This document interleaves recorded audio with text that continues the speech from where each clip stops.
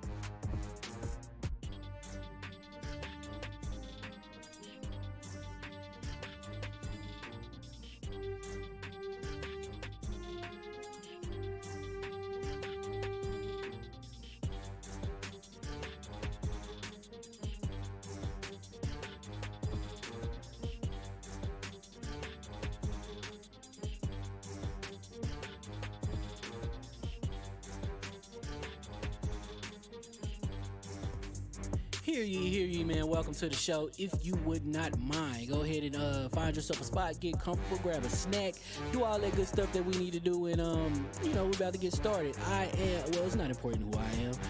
What's important is that you are pulling up to the Iron Lords podcast right now as we speak, and I guess I'm here to keep you entertained until it's time to get this show started. So, look. Y'all done messed up and turned me to an animal. And haters be swearing they real, but come to find out that they really mechanical. And yeah, I be eating these rappers, but that's all a part of me being a cannibal. And they say I'm better than money because you can bank on me being accountable. I know a million rappers that don't want to be on a song with me, that's understandable. I kill a beat and they want to compare me to Freddie and Jason. I'd rather be Hannibal. They be like, why use a video game? Just be original, y'all too dramatical. I know it's random, but I am addicted to flipping the sample and making it flammable. This is that yoga, fire, flame. They think it's arson up in the apartment, they call it department and I get the blame. Still I be running, collecting them rains. You just a target when I'm in the range. I was the hardest to start regardless back when you was messaging people on AIM.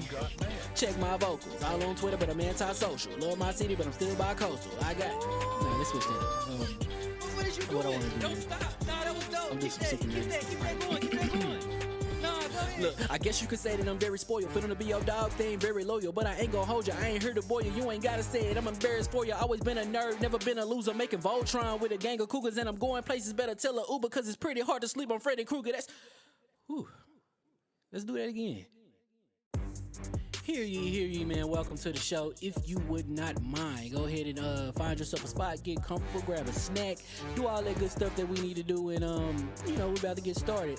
It's not important who I am.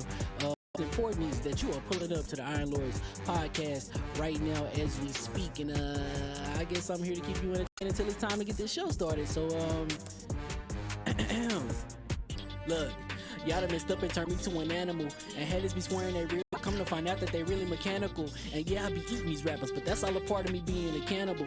And they say I'm better than money because you can bank on me being accountable. I know a million rappers that don't want to be on a song with me, that's understandable. I kill a beat and they want to compare me to Freddie and Jason. I'd rather be Hannibal. They be like, why use a video game? Just be original, y'all too dramatical. I know it's random, but I am addicted to flipping the sample and making it flammable. This is that yoga, fire, flame. They think it's arson up in the apartment, they call it department and I get the blame. Still I be running, collecting them rains. You just a target when I'm in the range. I was the hardest to start regardless back when you was messaging people on AIM.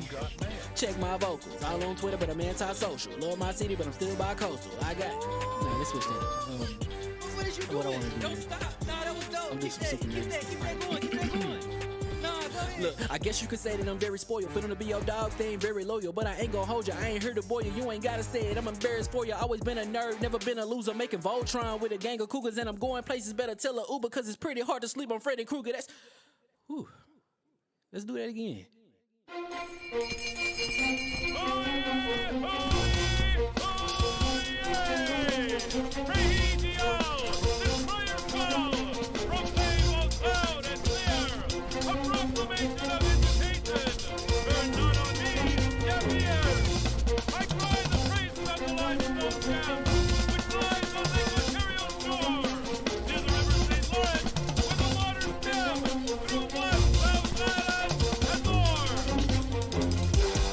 I'ma just chill and watch them and eat snacks in the attic. I wanted to chill with the pack and be like a young whoop, but then they would mistake me for addict. If I can imagine it's cool to give you some advice, then invite your girl to your squadron. Cause if you don't give her that option, you gon' be single player like Sovereign. You gon' get tossed in the bushes by King David. Royalty and not a pretender. Detrimental to an elemental, what's an avatar to a knee bender? I gotta be me though.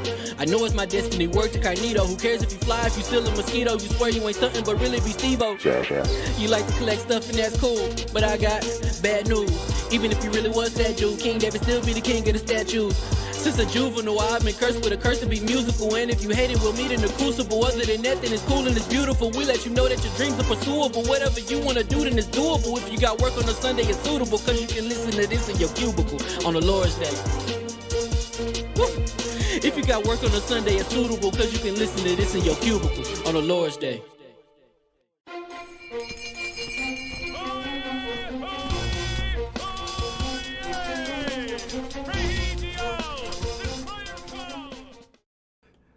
All right, and we are live. Hear ye. Welcome to the Iron Lords podcast, and also live on lordsofgaming.net, episode number 206. And it's another glorious Sunday. We're back at the round table on the Lord's Day. I'm very excited about our special guest, and we've got Capcom and Sony's alleged contract, Firewalk Studios multiplayer IP, and PlayStation Video Pass to discuss, so we're gonna get right into it. I want to introduce a Lord whose passion for video games, cinema, and anime is only matched by his tremendous drive and insightful perspectives within the gaming media landscape. Introducing the creator and host of the Parris YouTube/Twitch channels and the co-host of the Gamertag Radio and KindaFunnyXcast, the Lord of Chill Drone Commentary, fellow Destiny fan who correctly recognizes Mass Effect 2 as one of the greatest video games ever made. Sovereign. Live funny.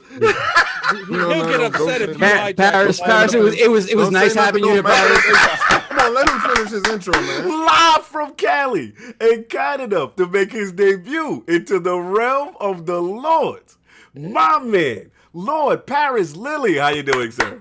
Yo, that was the most professional, bougie introduction I think I've ever had. I really appreciate it. But man, I'm very excited to be here, really, because I've been big fans of all of you for a while. I've been sneak watching. You know, I might be a little comment in the chat every now and again. You know what I mean? But you know, like I told Cognito way back a few months ago when I originally was trying to get me to come on. I was like, bro, I can't do the 10 a.m. on Sunday. I got to watch football. I remember. We gotta wait.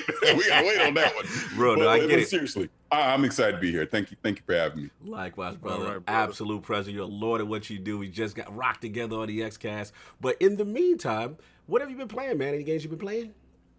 I've been playing Returnal on the PlayStation 5, and the one thing that I can say about it is, wow.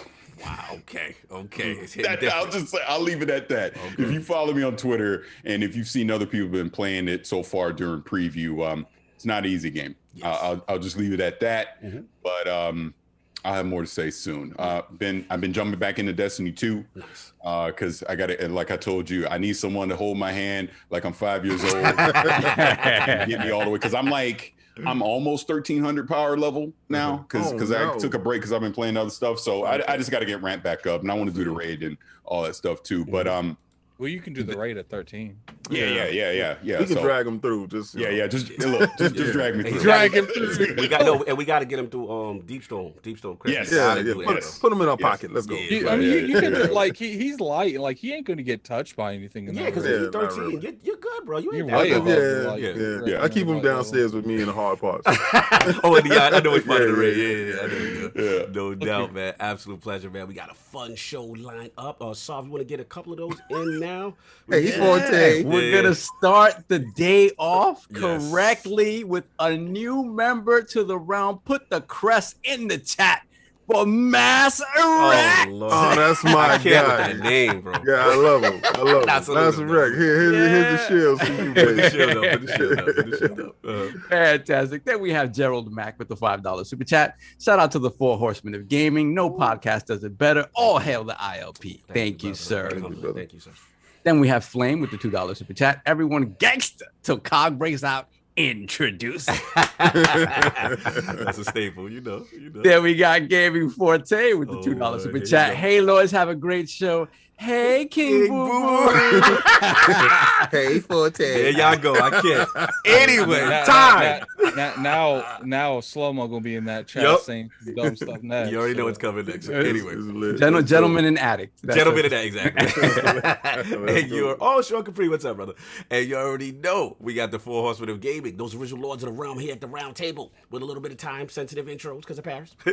My co-host with the co-host, my brother from another mother, the difficult game conqueror, lord of his own world, and the how of the young wolf. My man, Lord Addict, how we doing, sir? Doing pretty good, man. The first thing I want to say is if you ain't played Octopath Traveler, I don't know what you're doing with your life. It isn't what you should be doing. I'll say that. Like, I still don't think it was worth $60. Well, you got it in Game Pass. You got it in Game Pass. I'm referring to the Switch people. Okay. Okay. So, but the game is phenomenal. I do think that it's been underrated, and I can understand why people don't like it because there's story issues with the game. But as far as like gameplay, like the gameplay of this on a JRPG standpoint is up there with like Final Fantasy VI. Wow, like it's really good. It's amazing what kind of unique combos you can have. Like I could do a unique combo where none of my people can get hit, and I can keep doing it over and over again because I found busted combinations. Shout out to those busted combinations because that's the reason I beat the gods of this game. Because I heard the gods were breaking you down. I heard it was He real jumped in my chat. He'll jump in my chat just to say, "What's up, King? This game is killing me." Funny. Remember when I told you I'm gonna go fight another one? I left the party. I beat him that time. Listen, he jumps in my chat. He goes, "I'm gonna beat up this 81-year-old woman." So it's a guy that's inside my chat that doesn't know what the context of what you said. Who's beating up 81-year-old women? I said, "No, man, that's an Octopath Traveler. He don't know who you are." Exactly. I'm sorry. It was not my fault they put like a very rare item behind some old chicken Octopath Traveler. Like, anyway, that's been it, sir. That's been it? Huh? That's been it, right? Okay, no doubt. And of course, we have our most technical gaming lord, the solo gamer who lives for the single-player selfish experience, and also the Sostradamus, the Lord of Clarity, and Lord Patron of the Iron Bank, my man, Lord Sovereign. How we doing, sir? What up? I'm doing well. Chilling, What's going on? Smooth. What's going on? I've been chilling, man. I've been doing good. I've been testing out that xCloud beta on the PC. I got the invite, so shout out to Xbox for that. Doing very nice, very nice. MLB show on the go. On the go. But it's still like I play the moments mode. I'll play the home run derby mode on that. Okay. Don't try to play an actual game, at least not yet. Like, so no online play just yet. The pitching, because in pitching I like to play all-star and up. So right. Yes. If you miss your spots, you're done. Yes. Yeah. Now, so, are you using pinpoint the new pitching or which mode I still have yet to wrap my head around that pinpoint pitching, like because it's about rhythm, right, and the actual motion itself. So you have to do both. Okay. So I like using pulse pitching. Me too. I'm pulse. Okay. So, but we'll see because we got to talk to Ains and see how this league is going to run and what we're going to be playing as. No doubt. So, and then I played a little bit locally. I was playing on my Xbox just a little bit ago. Some home run derby online. Had to smoke these fools. You know how the baseball king is big. You know how I do. You know how I do. You're a beast. I was trying to catch you early before you got nice. It's too late. It's too late. Get your Molly Green. Yeah, I wasn't really that rusty though. I was letting you feel like I was. Feeling myself. Subway Series comeback. Anything else, sir? No, that's it. No doubt. And of course, we have the incredible Hulk of this, aka the XS Gamer. Ooh. The prophet of Xbox, king of the statues who demands nothing less than that premium experience. It is the leader of the fraud alert movement. Ooh. Beloved Lord King. How we doing, sir? Better than my man Masvidal. Oh, man. Yo, first of all, I would like to say arrogance and feeling yourself is the tool of the fool. Yeah. He went there super overconfident. He didn't respect him at all. He didn't respect his power. Like he said, he didn't feel it the first time. You felt it this time. You didn't feel it the first time because you was up against the ropes half the time taking elbows. All right. So, and he switched up the game plan as a true champion would, and he took him where he wanted to take him, and he did exactly what he wanted to do. When he hit him upside his head and that sweat reached the fifth row, I said, good night.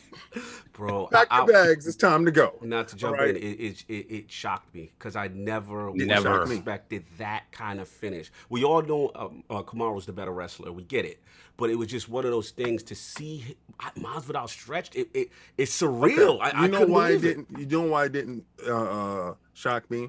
The first fight, he tried the same punch in the first round and whiffed it by this much. Right. And I'm pretty sure he practiced that and saw the video just like me. But I want to give a shout out to Rose.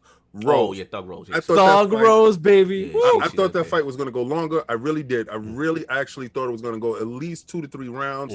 That kick to the side of her head showed her a different world. Yes. I was different. I was so glad for Rose because Rose, her last couple of fights, I just thought mentally she wasn't in it, Right. and she came back she was there 100%. Yeah. And Zhang Weilei is no joke. Yeah, she's nice. Yeah, she's nice, man. But you saw her when she was holding the belt. I love that she was shaking because she achieved whatever goal she put in her head in training camp. Absolutely. All right, past that. Listen, what we got? Have not played Destiny all week. Wow. I have been in college. Uh-oh. I have graduated to Harvard, people. I am inside in Harvard camp of the Outriders. All right. Advanced builds, baby. I have, and this is no lie, I have what is that? A compound book. Oh my God! You know the old black and white ones? You know the old black and white ones that look like little marble. The composition joints. Composition joint. I'm done with you. I have that with different builds, with gear sets written down. Wow. And the times that I beat tier 15 by myself. Wow. With what I was wearing and how long and what was my power output and DPS. I'm not gonna lie. You did. I didn't respect the game in a demo. Yep. You were hard I on have it. the You finished said PS3, product. You said PS3 graphics, and I quote. Yeah. No, I said no. I didn't say PS3 graphics. I said player models. Player model. Yes. Correct, I said the player models. I don't care what anybody said. Those were PS3 player models. But I must say this. Shout out to Phil Dominus Maximus Aurelius, because at some point in time, he did that for you. He realized this was a hit. Whoever is on his team that has that eye, Sarah Bond, Parris, Sarah Bond, flowers. Let's give her flowers. Yeah, let's. She did that for us. Let me tell you, she is his Rob Gronkowski. Oh yeah. Okay. Oh yeah. All right. She is his safety net. She is that tight end that's going to get up the field. That's going to make sure that she catch that ball and take it home. She gonna help him win. And it's stuff like this that changes the narrative going forward. I swear, I have not played a game this much, this diligently since Destiny. And for me, take me away from my love, my girl, from you know it got to be something. It got to be something special. Let's get to this. Let's get to it. This is Parris time. Let's go. No doubt. Of course, we got the gaming ninja himself, the Shinobi, LordCognito. Spreading that realness in the realm of the ILP. Not telling you what you want to hear, but what you need to hear. Same thing as King, pretty much. Shout out to Ibante's last word. We had the legendary Ty Guy Travis from Fire Team Chat on. He was in a rare form with this transmog controversy. If you want to hear the best rant complaining about armor synthesis, please check out the last word. Ty Guy Travis is in good form. Other than that, Titanfall 2 at 120. I've been rocking through that back end with the frame pace boost. And Battlefield 4, I took it back for that. And been on my sports grind. So I've been, MLB The Show. I tried the little road to October mode. And NBA 2K, I kind of got the fever with my players. So I've just been in that bag. So real quick, on a different note, I just want to send some love to our boy, Sinister X2. Y'all know him. He's Channel 5. He's Clan. Most of you guys have played with him. When you play with the Lords, you always play with Sinister. Or we run into you through a raid. Sinister's the one. Him and Attic are the ones running the show. So, condolences to his family and his dad and grandma. So, they're going through it. Please send some love to our boy. Y'all guys know him. He's in this chat right now. Brother, we know you're going through it, and we just wanted to send some love to you. So that's what we got. Solve real quick. You want to get a couple of super chats down, then we get straight into the Parris talk. Sure. So we got a Big Cloud Gaming $5 super chat. Let's go ILP. No doubt. Thank you, sir. Then we have Michael, aka Bed-Stuy's Finest, $2 super chat. King was right. 23 million Game Pass subscribers. I believe King says 25, but okay. I can answer your question really quickly. 23 is the sure enough number. 25 is y'all be talking about that $1 thing. That's the $1. Okay. Oh no, I feel that they would count that $1 thing. No, they did count the $1, but time on the numbers. Parris didn't want to believe it, right? Thank you. God bless. Say less. Say yes. God bless. Say less. Let's go. AKW £5 super chat. What's up, Lords? The wife is listening to the show for the first time. Thanks for the past year. You guys are great. Keep up the great work. The Book of X. Yes, sir. Salute. I gotta drop one Book of X. Continue. Then we have the Flame $2 super chat. Can't wait the full show, sirs. Near calls me. Oh, can't watch the full show, sir. Near calls me. Okay. Then we have Dirt Griggity with this $5 super chat. That's my dude. That's the dude. What's up, fellas? Great to see Parris on. Looking forward to the show. Then we have Gerald Mack, $5 super chat. Shout out to Lord King Stradamus for the GP with a Game Pass prophecy. Then we have Lord Brap with the $5 super chat. Salute Lords, great guest, and going to be an awesome show as always. Yeah, big shout out to Crossfire and Mooch and everybody who was on the panel the other day. I was on there Friday. Fantastic show. Thank you guys. He had a good show yesterday with Hulk. Absolutely. Then we have Eagles Fan 76 with the $2 super chat. My favorite show. Salute to the Lords and Addict. I thought Gamertag Radio was your favorite, brother. There you go. The only thing I don't pay attention. You got him out here frauding. He's in What I appreciate it, Slow-Mo. You started this nonsense. Good, so. Yeah, we have more. You want me to go through let's now? get Or them you out want now. me to? It's like 3 or 4 more. I'll help you out. I see. No, I got them. I got them. We got DJ Berto Dos with the $5 super chat. Lord Parris in the building. The Lord's Day gonna be fire. No doubt. Yes, sir. Slow-Mo backslap with the $5 super chat. Afternoon, gentlemen and Addict. We need to link up on Outriders. Been bringing CT15 to its knee. Salute. Yeah, brother. bring yourself over here, man. Yeah, crossplay PC and Xbox. He could do it. Get 108. Let me get 108, man. 108 Dragon TV. $5 super chat. Good afternoon, Lords. You guys are awesome, and your undying support for me is real. My brothers are real ones. Facts. My bro, 108. Check out the Dragon. Let me point out that is how you address the entire panel. Not and Addict. Continue. Whatchamacallit, he had his show yesterday. Check him out on Saturdays at 7 p.m. Please, Dragon's Den. Sir. I'm trying to figure out my way to get on there. We're doing that. Yes, sir. Fast back with the $2 super chat. Que pasa, Iron Lords? A great gaming Sunday. It is. Yes, it is, sir. Yes, sir. Then Eagles Fan 76 with the $2 super chat. Titanfall 2, 120 FPS. Sorry, you TCL. We TCL TV shaving again. Here we go. TVs can't do that, man. They blind. Started trouble. We gonna get. And then we have. So speaking of cease and desist, Free R. Kelly with the $5. Jesus. King, stop hyping up Xbox. They got no games. No, speaking of that, I don't worry about that because yesterday, my baby came back to me. I am so happy that I can put this with my retro gaming. All these wonderful games. That's a beauty. Beautiful. Let's get Phantom Kraken, $2 super chat. Have a great show, guys. ILP is my Sunday church. Fantastic, sir. Ladies and gents, well, that will be the end of super chats for the time being because we have Parris on unlimited time. So we appreciate all your super chats, but we'll read them later on in the show. Thank you. So now that you could blame my wife for that. She was like, "You got to this time, and then we got stuff."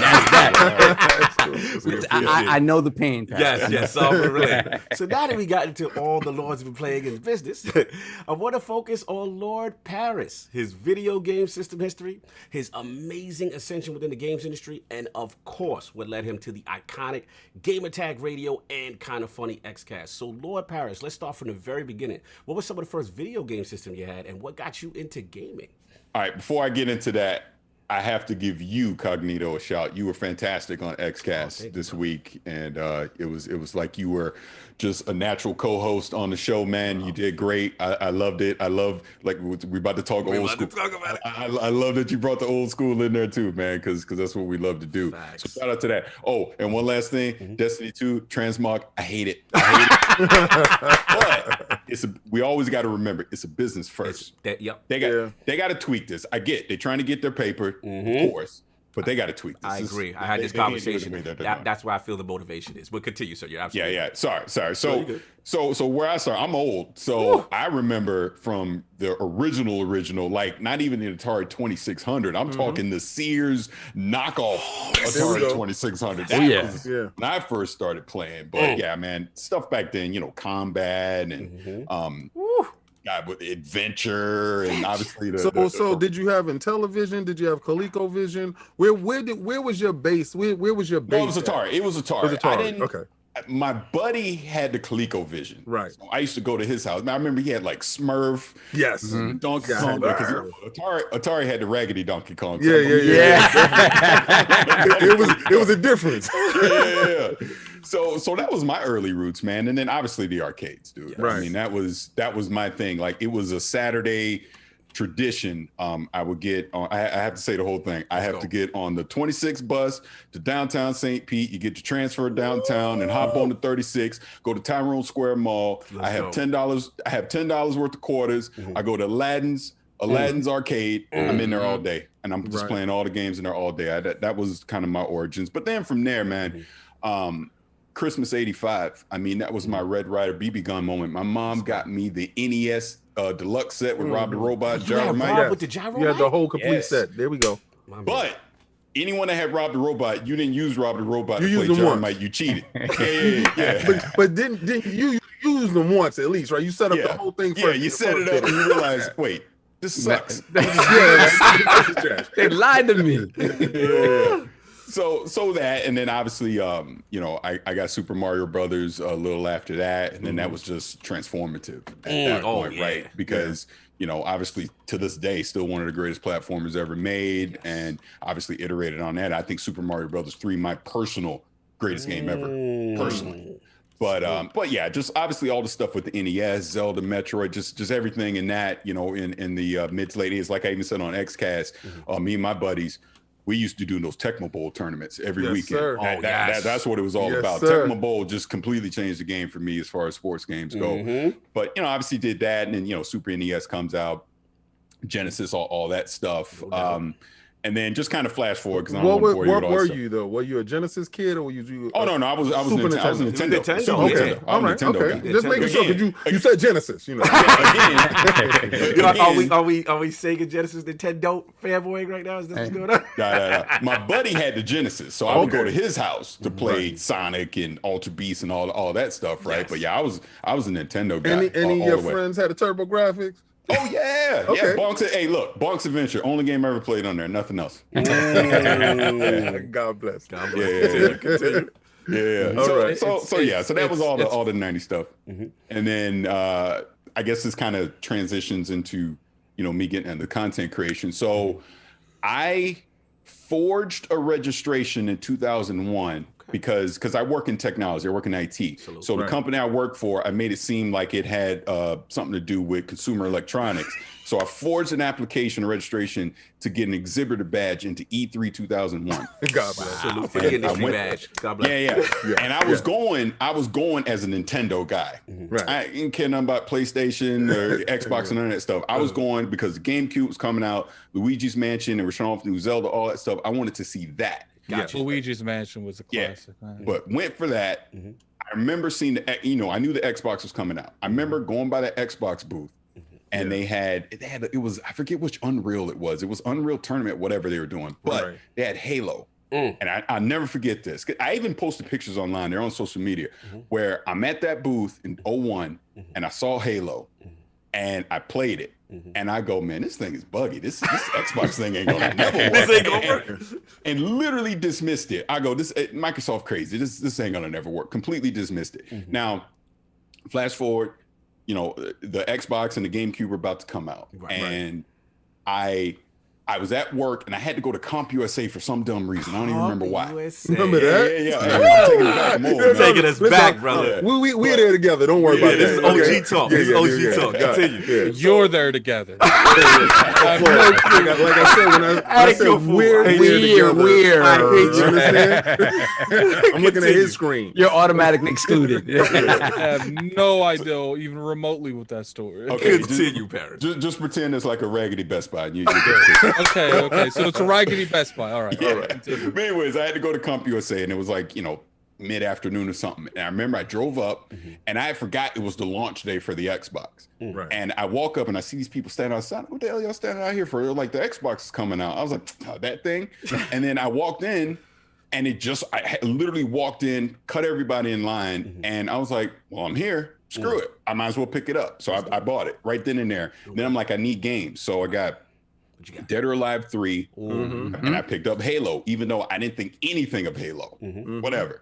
Yo, I didn't play Halo for probably a month until after I had the Xbox. Wait, back up. So I had, all right, so based on your initial impression at the E3, you sat on it like, okay, I'll get to it. Dead or Alive is the real launch game for exactly. you. Even seeing reviews, because I know reviews were out by that time. Like you, but it's the early 2000s. It's early. There was no internet like that. Yeah. You know, you had to search on a web. Anyway, so I know what you're saying, because when you went to the shows back then, E3 was about developers and people industry. actually making so deals. It really wasn't about having people play and all that other stuff. It was really selling a product. It was consumer, like the CES show. So what you play was an early build of something that they really didn't care for the public to see. They just wanted to see developers to see the progress of the game, right? They had the legit booth. I mean, you had other people there to play, but yeah, I walked away from it very unimpressed. I was just like, because again, I didn't understand back then how it works now, where these are early builds. I'm thinking that's the game. That's it. Right. So I'm like, who wants to play this? This is terrible. But yeah, I sat on it for about a month, and then for whatever, because again, I'm in the GameCube, I'm in Nintendo. That's all I really cared about. And I was like, all right, let me play this thing. I own it, and I sat down and went through that campaign, blood, obviously multiplayer, all that stuff, and it just. It was like revolutionary, because I remember on the Nintendo 64, GoldenEye, Perfect Dark, stuff like that. That was all great, but Halo took it to a new level, just with the Duke controller and everything. Yeah, and absolutely. Oh my God! What was your aha moment in Halo when you looked at it and said, "Oh, we might be on to something"? Truth and Consequences. Oh, okay. That was it. Yes. That was it. That's when I knew this is something different. I've never played a game like this, a shooter game like this. That's when I knew it was different. Yeah, you're absolutely right. That was huge. For me, it was two things. One, King remember the Duke controller had the camera buttons, the black and white. So for me, the first aha moment was you hit that and the light would come on. Master Chief. The flashlight. So whatever light sourcing or whatever I was like blown away by that, right? When I first saw that flashlight, because there's a dark area you go in and they tell you to hit the light button. Yeah. When I first saw that, and I'm a PC dude from back then, we all had our voodoo cards and all that other stuff. And I saw that light. I said, "Uh-oh, here we go." Here we go. Second was enemy AI. Yes. Because I remember it was the next level. Yes, the little grunts or whatever. You throw a grenade, and they went out their way to scatter. escape and scatter, and they would take positions on you. And I'm like, yo, this is very when it was talking and saying, "He's over here, he's over here, the demon, the demon's over here." Yeah. So go ahead, Parris. So no, continue, Parris. I'm sorry. Yeah. So I'll make it short and sweet. So no, it's good. Go ahead. So from there, I mean, because remember, Xbox Live wasn't out at that point, right? Yo, I used to hop on X-Link Kai. To play multiplayer with people that, obviously you could do the local LAN parties, but you want to play with other people. That was the way we used to do it. And then obviously a year later, Xbox Live came out. I got in the alpha for Xbox Live, and I've just been on it ever since. And yeah, dude, I remember playing Ghost Recon back in the day. MotoGP was part of that package. Yeah, all that stuff. And then, obviously NFL 2K, was it 2K1 or 2K2 at that point? But that cemented me in the whole console online community. You want to play these games together kind of stuff. And then moving forward a few years, like, I used to email Major Nelson. I used to email him. Talk about and he would respond on email, because that's how early all this stuff was. That nobody knew, what they were doing back then. So I would still go to E3 every year during that point. And obviously you had PlayStation 2 and GameCube, Xbox stuff. And then we get to 05. That's when Danny Pena started Gamertag Radio. And I used to listen to Gamertag because he used to spam the Team Xbox forums all the time about come listen to my show. And then he got the scoop when they were bringing out the 360, where he got the PMS clan on, because they had taped it early in Hollywood, the 360 reveal. And they were part of it, and they got to play Perfect Dark Zero and all that. Somehow, some way, he hustled, so he got them on the show, and he released it, and Microsoft made him take it down. But I heard it. I was like, this is wild. This is crazy. Yeah. And so it was him, and then there was another show called DreamStation.cc. Okay. And another good friend of mine, Chris Palladino. I used to listen to those shows all the time back in 05. And then I remember one day, now I think we're in 06 at this point, but then I remember one day I'm watching whatever video, and both these mofos are up in Seattle at a Lord of the Rings event for Xbox. And look, I'm not gonna lie, I saw that and I go, yo, and I remember I was telling my buddy at the time, I was like, yo, you get to go to Xbox. I was like, I want to do this too. So this is what I did. I emailed both of them. Hey, because me and my buddy were like, we're going to start our own podcast. It was called The Old School Gamers. Terrible. Salute to the old school gamers. Salute to the OGs. Yeah. So I emailed Danny and I emailed Chris. And I'm like, hey, we started this new podcast. We're trying to get tips. Like, what do you need to do? All that kind of stuff. So Chris actually hit me back right away. And I'll never forget this. And I'll talk about this later. But it was a Saturday morning. He literally hits me up on Skype and he walked me through, hey, here's what you need to record. Here's kind of mics you need. Like he walked me through everything. Beautiful. He didn't even have to respond to me. He didn't have to do that. That's love. And then 3 weeks later, Danny basically did the same thing because he was out on vacation or whatever it was. But anyways, to keep it short and sweet, they were two early mentors for me. So then that led me starting Uncle Gamer Radio. And I did Uncle Gamer Radio from June of 2006 until October of 2011. And during this time period, Danny and I became really good friends. Chris wound up working for Xbox.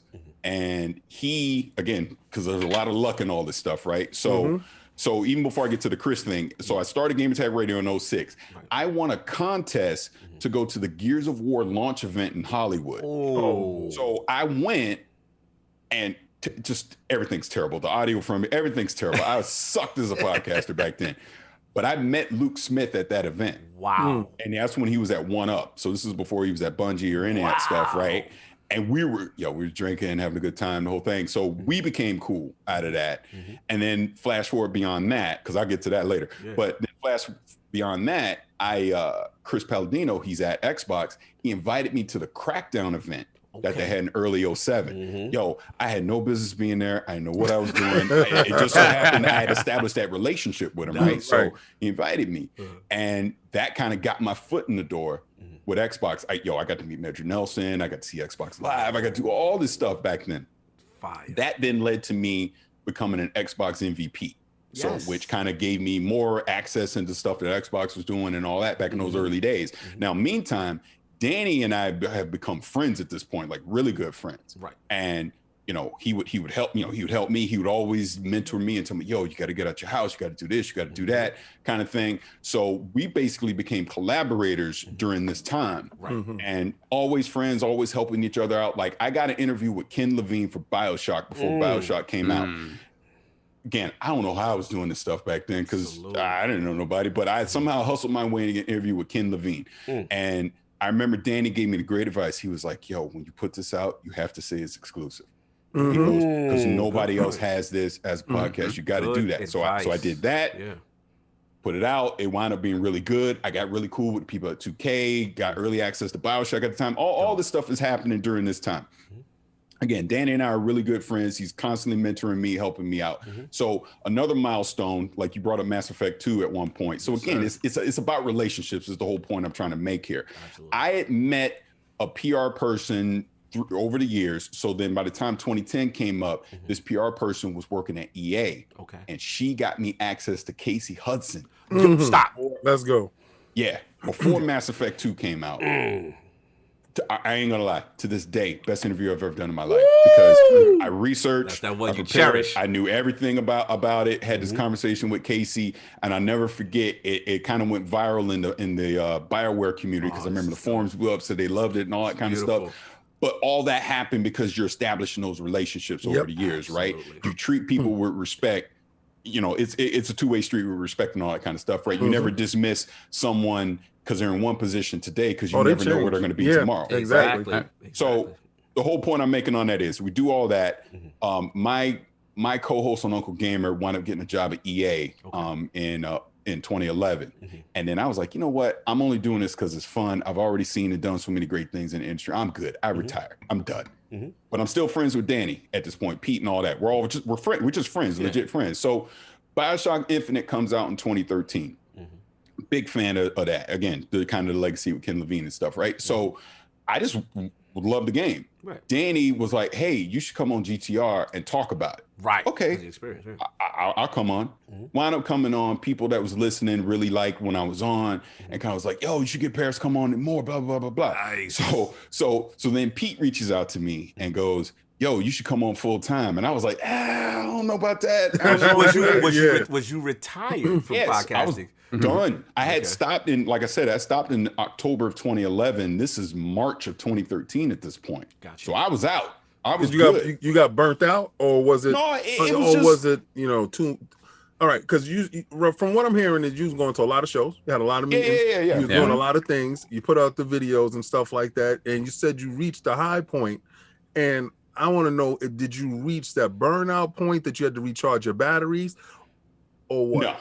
No, It wasn't a burnout thing. It was because I still live by this philosophy. It wasn't fun because, again, my co-host, there we go. He was in the industry at this point. So I was like bringing in other people and it wasn't a good fit. And I didn't really want to do it by myself. And I was looking at it as, I've traveled the world at this point, seeing games. I'm like, I'm good. I can walk away from this kind of stuff. So I just walked away, but obviously I still love gaming. Right. So when, Danny and Pete made the offer, at first I was hesitant. Like, look, I come on when I can. I don't know. Right.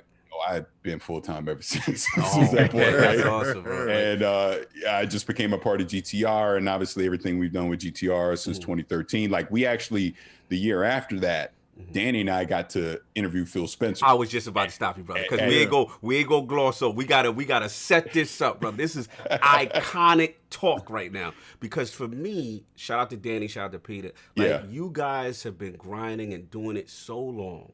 You hit the conventions, you're going out, you're putting the groundwork, and I don't want to, minimize that. But like to see that and to see the level of stature of people that you continue to get on the show and all of the things that you broke on GTR was iconic. But I want to lead you now to this moment where you guys get Phil Spencer, King. That's Phil Dominus Maximus Aurelius Spencer. Yeah, correct. But at this time, you was talking to Phil Spencer. You wasn't talking to Phil Dominus Maximus Aurelius Spencer. He's talking to Dominus at this time. Excuse me. I do apologize, sir. We apologize. I do apologize, sir. Well, so let me say this, because I want to be crystal clear to everyone that's watching or listening to this right now. Everything I've done in the gaming industry, that's why I mentioned Danny and Chris at the top. I owe it to them. And even more, even beyond those early days, Danny. I'm not doing this without Danny Payne. That's just 100, right? And that's why I'll just say it right here. I don't care where you get at in the industry, always try to pay it forward, right? Always try to bring the next people up. That's just how it works. Because if he didn't respond, if him and Chris didn't respond to me on email, and they didn't have to, they did it because they wanted to. I'm not here, right? And then even beyond that, you still got to put in the work and all the effort that goes along with that. But anyways, going back to what you're saying. So Danny is the one, he wrote a letter to Don Matrick after the 2013 fiasco with the Xbox One. Basically, like, you ain't listening to the community, you need to talk to us, blah, blah, blah. Obviously, that went unanswered. But that letter went around internally inside of Microsoft. And we're convinced because of that, Phil Spencer agreed to do an interview with us at E3 2014. Because now at this point, he's taken over. He's still he's less than a year on the job. Yes, correct. And it was great. It's funny because, seeing Phil now compared to Phil back then, it's the same dude. It was a great thing about him. Because I remember, we're all nervous. Like, it's the big one. Stuff. He walks in. I think it was Ori was in the meeting room we're in, and Danny's playing it, and Phil walks in. He was like, "Put my controller down," and we're like, "Oh!" And we're joking, right? But it was a great conversation we had with him, and I was bluntly honest with him. I was like, "I don't like Kinect. I don't know why you put it in there." That whole thing, but that kind of set the table for us with our relationship with Xbox and everything that's been happening since. But like you're saying, man, it's that hustle of, don't be afraid to get outside your comfort zone. Don't be afraid to go out and meet people. So I'll tell the Bonnie Ross story really quick. Let's go. So the year after that, 2015, Master Chief Collection is about to come out, right? Yeah. So they're doing, behind closed doors meetings and all that kind of stuff. And Bonnie Ross and someone else from 343 is doing the behind closed door thing for the Master Chief Collection. Me and Danny are sitting in there. Danny leans over to me. "Hey, after this is done, should we interview Bonnie Ross?" Absolutely. Yes. Sounds like a great idea. In other words, Danny's saying he's going to do it. All right. Come out. He gets done. He gets Bonnie over. Bonnie's sitting there waiting. I'm off to the side chilling. He looks at me. He goes, "Parris, my throat. I can't." Hands me the microphone. No. I was like deer in the headlight. Like, oh no. In my head, full panic. Yeah. To me, because I've never listened to it. I refuse to listen to it. Worst interview I've ever done. I didn't know what to say. I didn't know what to do. I probably talked 10,000 miles an hour. That interview was probably 30 seconds long. I don't know. All I did was hit the eject button. But I say this to say this. 2016, we're at E3. They're having the Xbox. It was almost like the fan fest stuff they do now, right? Yep. Bonnie Ross and Kiki Wolfkill are there. And it's me, Danny, and Pete. And we go over, we're talking to them casually in a conversation. So I bring it up to her. I go, yo, last year, you probably remember this. I met you. I panicked in my head.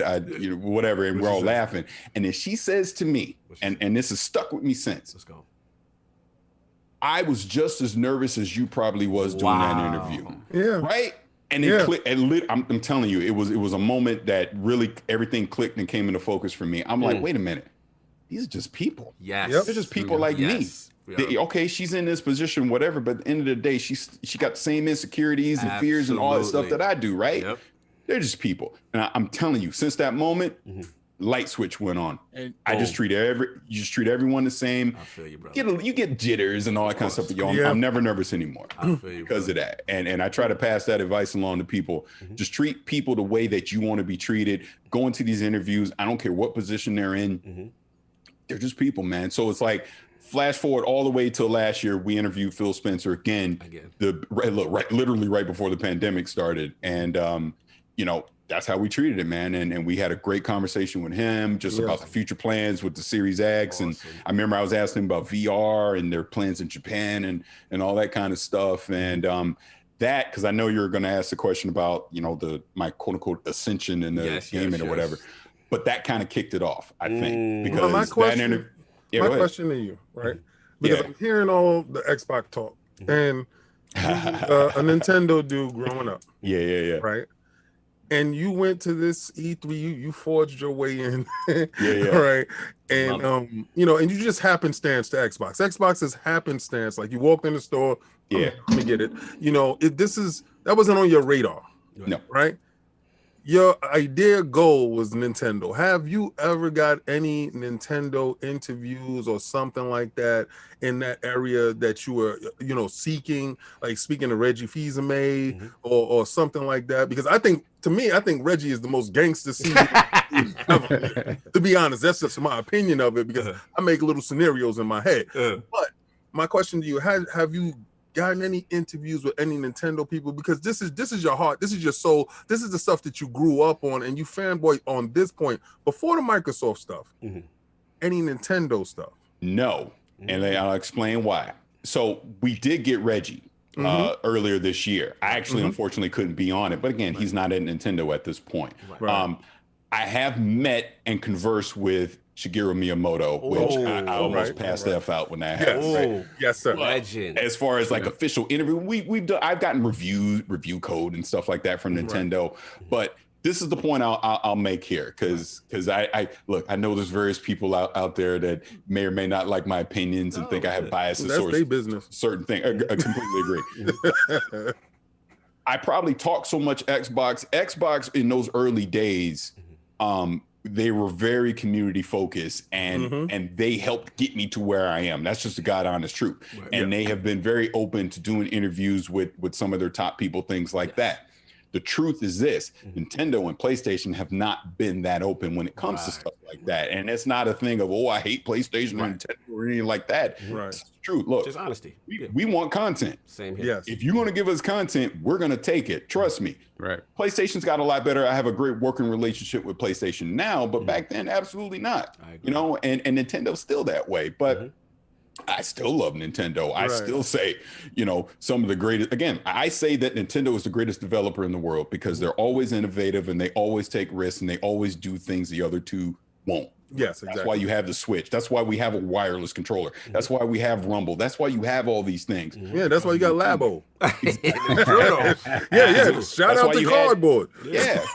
They're willing to take those risks. So it's just a thing of we've just not had the opportunities. We would love them. I get you. I had a question real quick. I really had to ask that question because it was in my head. No, I'm not muted. I was just waiting for Keen to stop talking. Look, I'm trying to I respect interrupting. Okay, bro. Your IPS is lit.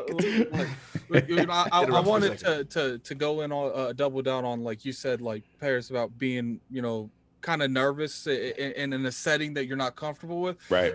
There is one particular thing in ILP I will never forget. We was in a line for Bleeding Edge, and regardless how you feel about Bleeding Edge, we're sitting there, and the person in charge of Bleeding Edge, Ronnie Tucker, she comes like, we snatched this chick in mid stroll. It's just like, it was you. Interview? You was like, yo, that's the header. You need to interview her now. So me and Saul were like, okay. And there was one of them moments. So we were sitting there in line. He's just like, yeah, sure. So we're next in line. Like, we're about to come up. Yes. And she's like, well, you guys are about to go. And he's like, no, they can go past us. And and we did the interview live on the show floor. We had half the people, like, obviously they had like the little line made with those red velvet ropes or whatever they're called. Yeah. So we have half the team on one side, half the team on the other side. And we're trying to do this. We're trying to let the people go through in a kind manner. Yeah. It was like, it was definitely one of those things where it's like you had to move at the last minute. Absolutely. And not to cut you, just that it's that, when Parris is talking about like his Bonnie Ross situation, it reminds me of, shout out to LogNet if they're in the building, Platinum Games. We were able to secure one. And having these two legends, you know what I'm saying? And the translator, and it's just like, I've never done anything like this before, but it was such an opportunity. I was like, I cannot miss this, and I have to try my best to make this work. Do you remember that time Thanos pulled me over to the side and was like, "Listen, you want to interview Nina Christensen, from the head of Ninja Theory?" And this was at FanFest. I'm by myself. I don't do interviews, so I'm holding the camera. I'm doing the interview. And I'm nervous as hell, but I'm talking to her that year at FanFest, and I get the interview. This is when Phil Dominus Maximus Aurelius Spencer. No, at the time he wasn't on. He wasn't Aurelius at that time. He wasn't Aurelius at that time. He's just Phil Dominus. As Gary would have said, he was the Dark Lord. I love what Gary would have said. He was climbing the ranks in King's He was climbing. Yeah. So at that point, this is when they acquired Ninja Theory. The following year, I saw her, and every time Larry Herb sees me, he yells out, "What's up, Bronx? What's up, Bronx?" Yeah, I love Larry Herb. So I saw her. She was walking through the crowd, and I got a chance to speak to her later on that night because we was at FanFest, and I said, "Yeah, I saw you walking through the crowd," because now we already have a conversation. We already know each other. I saw you walking through the crowd. You were soaking it up. She was like, "No, I made the wrong mistake. I walked the wrong way, and now I'm walking through the crowd." So I said, that's the honesty thing, but she stuck around, and like you said, these people that we hold in such high regard are people too. Yeah, and she's been such a wonderful, nice person that we distance ourselves from those people, but they're not. We are the same. We're the same. I understand. So go ahead, Parris. Absolutely, man. One other question, Parris. You mentioned that you have a really good relationship with PlayStation. So the question I have for you is, like, have you gotten any sense as to why they sort of shifted away from having like forward-facing faces, much like in the way that Xbox is doing? Because we don't have a Jack Tretton anymore. We don't have a Shuhei Yoshida. Is there any indication that you've gotten as to why they've moved away from that? Because it works so well for them in the PS4 generation. Yeah, none. And I'm with you on that. I think if there was one thing about, let me be clear about this about PlayStation. I know there's been a lot of doom and gloom and skies falling with them. Yo, they're gonna be fine. They're gonna be fine. They're gonna put out a summer event. Yeah, King. All these games, everyone's gonna go crazy on them. They're gonna be fine. But if I had one criticism of it is, where's Adam Boyce? Where's the Geo? Like you're saying, Yoshida, like, where's that face? That's the right one now thing. On Masvidal. Yeah. That's the one. All right. And they're overconfident. Oh, yeah. And that's gonna get them knocked out. I disagree on that. But I don't think I don't say it to to elicit a response or whatever, because like this part is for you, right?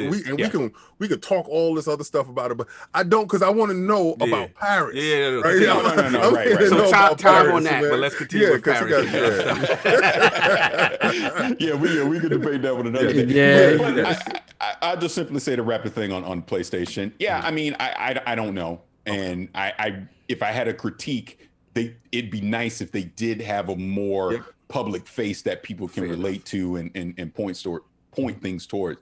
But I mean, just going back to me, I get, like I said, with the Phil Spencer thing that happened early last year, that kind of kicked off with all this crazy stuff that's been happening in the last year. I mean, obviously the Cyberpunk stuff happened even before that, you know, when that went viral. And obviously, like, look, we know last year the chair and we'll get into that later. And all that stuff. We're gonna get into that. But unfortunately, and I hate to say it this way, but it's kind of true. The death of George Floyd last year in a unfortunate way did help me because it brought more awareness to Black creators in this space. It opened some doors for people to want to give people more opportunity. So shout out to Ryan McCaffrey first and foremost. I know Cognito, you've been on there. I always ride with that dude because it was dumb luck. One day he just needed someone to come on, and it wound up being me and him doing Unlocked one day. And I almost said no, ironically enough. But I went on, him and I just one-on-one did this thing, and there was a great reception from that. Led to me doing more things with IGN over the summer. Greg Miller over at Kind of Funny had me come in and do an episode with Blessing, which went really well. Shout out to Alana Pierce, because when they started XCast, she's the one that was like, you got to get Parris on here. I want to get Parris on here. So I came on, co-hosted a couple times. Feedback on that was really good, which then when she left, led to the full-time position stuff. But it's just been crazy, you know, over the summer, just getting a lot of different opportunities. Like, you know, I hosted that Night City Wire. I hosted the IGN Xbox showcase thing.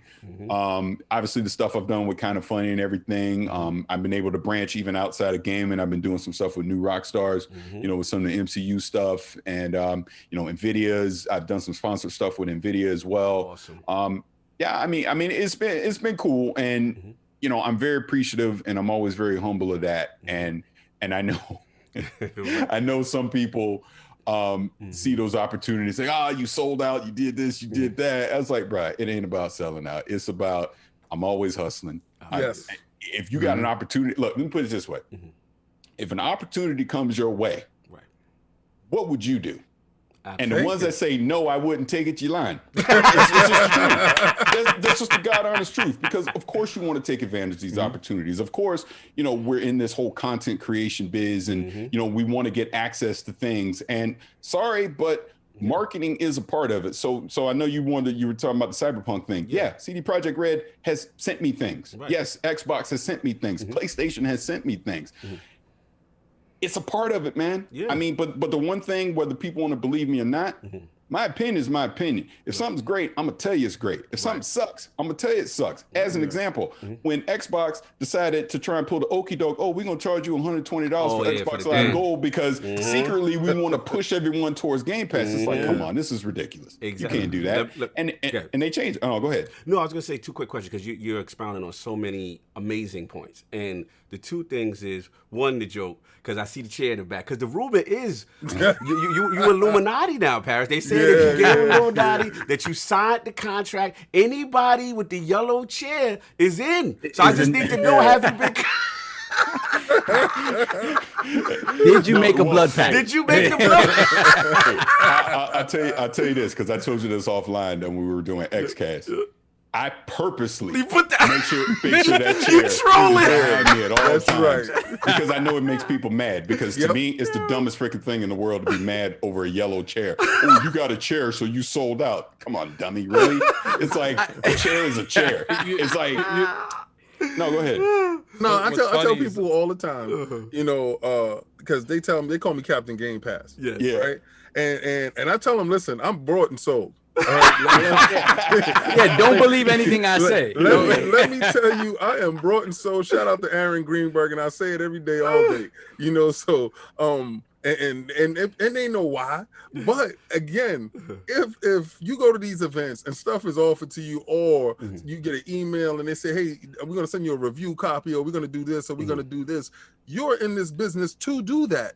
Right now, your opinion afterwards, and you don't want to be disparaging or rude, because they want everybody to either be rude, either hate something or love it all the way. And if you're in the middle, they think you sold out. You know, so and that's not how it goes. You could be in the middle and lukewarm on certain things and point out flaws and point out positives, and that can happen.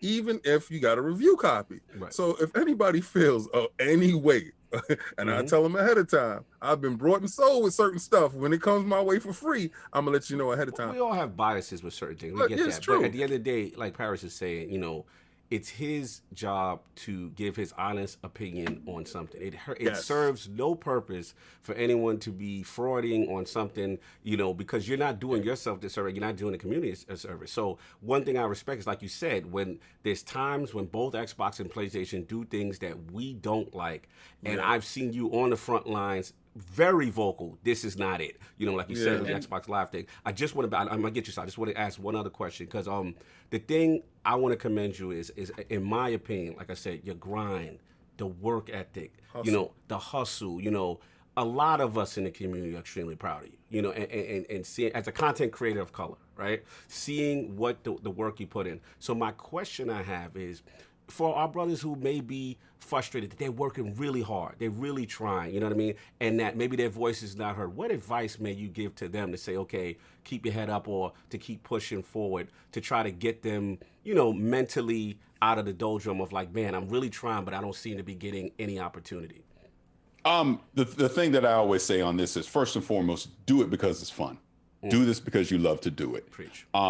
Stop paying attention to the numbers, because it will drive you absolutely insane. Because here's the truth of the matter. When you first start out, I don't care what kind of content is you're doing, the only people that's going to be listening to it is you, your mama, and maybe your auntie. Facts. We was bad when our friends wasn't in the chat. Continue. Right. But you know, you have to be consistent with whatever it is you're doing. You obviously got to put in the work behind it, but have patience, be consistent with it.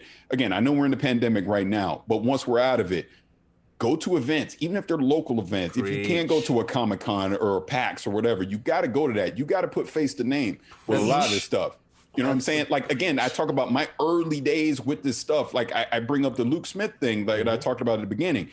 Luke and I met before he was the whole creator thing of Destiny and all that kind of stuff. But we established that relationship early on. It's not like he's my best friend and we talking every day, but you know, we might have a conversation here or there. And, you know, obviously, you know, when I see him at an event, you know, we have conversations, but you're establishing that relationship. And it's like, anytime I see him, I go, man, I'm so proud of you. You've seen the ascension. Look where you've gone. And the same things goes with your content creation. Just because you've not reached the point where you're getting the yellow chair and people can be mad at you doesn't mean that you're not going to get there one day, right? Because if you make dope content, it will get discovered eventually. But you got to put in the work to help it along the way. Use social media as a tool. Anyone follows me on Twitter, I am very meticulous with what I tweet out and what I talk about. There's a method to my madness a lot of the times with the stuff that I say. Do that. Use that as a platform to reach. And look, don't be spamming people and doing all that kind of crazy stuff. But do that. Get out there, shake hands, kiss babies. Go try to, you know, if you can, guest appear on other people's shows or invite people to your shows and all that kind of stuff. Because you never know that person that you meet today where they're going to be at tomorrow, right? But it starts with you. You have to stay consistent with it. Just because you aren't seeing the success that you have, that you want today, doesn't mean you're not going to get it tomorrow. So if you're a streamer, set up your schedule. Let people know when they can expect your content to come out. Same as if you podcast. Obviously, like you guys do this stuff on Sunday. I already know, mental note, 10 a.m. on a Sunday. If it ain't football season, I can watch. Right? You know what I'm saying? No doubt. So that's a part of it, man. And here's the most important thing of all. Be yourself. Be who you are. Because the one thing that I always take pride in, the way I'm talking to you right now, that's how you I'm are. that same dude when we meet in person. It's no different. Preach it, brother. I'm not the gimmick guy. I don't pretend to be a character and all this stuff. Well, see, I'm really not like that in real life. I only do that on the show. It's like, come on, just be yourself. I gotta say, Parris, I really appreciate you coming on and addressing that stuff, because you get a lot of flack from the community sometimes about, like what you said, people assuming you've sold out and this, that, and the next. And to hear the story about your grind and your hustle. Again, even today, we had some people in the chat that had to be sort of timed out because they were being rude, and they were being rude because they come in with presuppositions of who you are and what you've done and don't listen to your story. And if there's one thing that we try to promote here is like everybody has a voice that needs to be heard. And when you really stop and listen to the stories, a lot of things you assume about people are wrong. Yep. Can I say this real quick along what you're saying? So I'm actually glad you said that, because I catch a lot of stuff online because people only get half the story, or they don't actually put in the actual work or research to get the full story because they want to be mad at you. I've learned that. Trust me, as I've quote unquote grown in popularity and in awareness and all that kind of stuff. I forget who said that. It might have been Joe Rogan that said this, but the more popular you get, the more haters you're going to get. It's just how it works, because someone's always going to be upset with something that you say or you do. You can't worry about that stuff. You just got to be yourself. I'm myself. Whether you think I sold out or not, that is literally why I keep that chair in the background, because it's a you problem if it upsets you. It's not a me problem, because that's a very comfortable chair. Right? I like how it's sitting there by itself. I know you purposely trolling. Exactly. You know what I was gonna ask you? We gotta get addicted after this. I was gonna ask you, why you not sitting in that comfortable chair? Oh, you wanna know why? You wanna know why? Because I'm sitting in this Herman Miller chair, which is even more comfortable. Say it again. You know what I'm saying? Are you wearing your BO Play portals too, sir? but I got them right here. You know what I'm saying? Just like I got my PlayStation 5 right here, just like I got my Series X right here. Just like Parris. refrigerators right back. there. We got an expression. They pocket watching, bro. They pocket watching you, bro. They pocket. But the reason I bring that up is this. Again, going back to the silly chair thing, like the cyberpunk thing, right? Anyone that's mad at me, did you take the 5 minutes to actually go see what I said in my review? They never do. They never do. Yep, they didn't. No. They didn't listen. Yep. I mean, I literally leave it at that. When I see people say crazy stuff like that, do you actually consume my content to see what I say, or do you see a picture I put on social media? Correct. And make judgment, or put your meme out, or any of this other stuff. Come on, man. Really? It's like I'm a grown ass man with 3 kids, trying to make a living. And it's like, this gaming stuff ain't how I make my living. This ain't how I make my bread. I do it because it's fun. Brother. We IT brother. I got to get at it because he's been waiting patiently. His IPS is great. Okay. I want to bring up first off, I have like a list of stuff because I've been trying to talk for a couple of minutes. So, first thing, I remember I was in a podcast where you came up and they were talking about the chair thing, and I remember thinking, I shut them all down because I was like, okay, because I was like, first off, almost everyone gets reviewed because you just don't know it. Some people don't even bring up the fact they got the review, which is illegal pretty much. And second off, like, if you don't like people because they get free merchandise, almost every influencer that you like, in whether it's NBA, Madden, they all get free stuff. You gonna hate them? Like, I'm just like, look, like, you got that chair because you went to these events, you met the people, and then they liked you. And it's not like everyone got a chair. Like they mad because they didn't get a chair, and they mad because, like, I love how you brought up, going to the events. At the end of the day, we tell people all the time that helped us tremendous. Continue at it. Yep. I'm always one of the advocates that's like, I do feel like doors are intentionally shut on people, and for the most part, I will say that the gaming industry is definitely a gatekeeping industry in multiple avenues. And it's almost like, you got to sit there and try every key, man. If you was in a horror movie, you'd be dead. I'm always one of those people. It's like, what else can you do to open these doors? Right. And then, you look around, it's like, if you're not going to events, which is the biggest door opener that you could get to. Right. And what it is, face to name. Yep, and shout out to King. Cameras. King got us on camera. King got us with the shirts. Yeah, you got to do that too. Marketing director of ILP. A lot of things I do is bold and a little bit different. I don't look at other people's podcasts too much because I don't want it to convolute my thoughts going forward. Right. And I know you can understand that stuff like that. So when you say, you check in here and there, because you're doing your thing, you're focused on your thing, bringing your brand up and stuff like that. So certain things I feel is definitely needed. One, you must be a man of the people.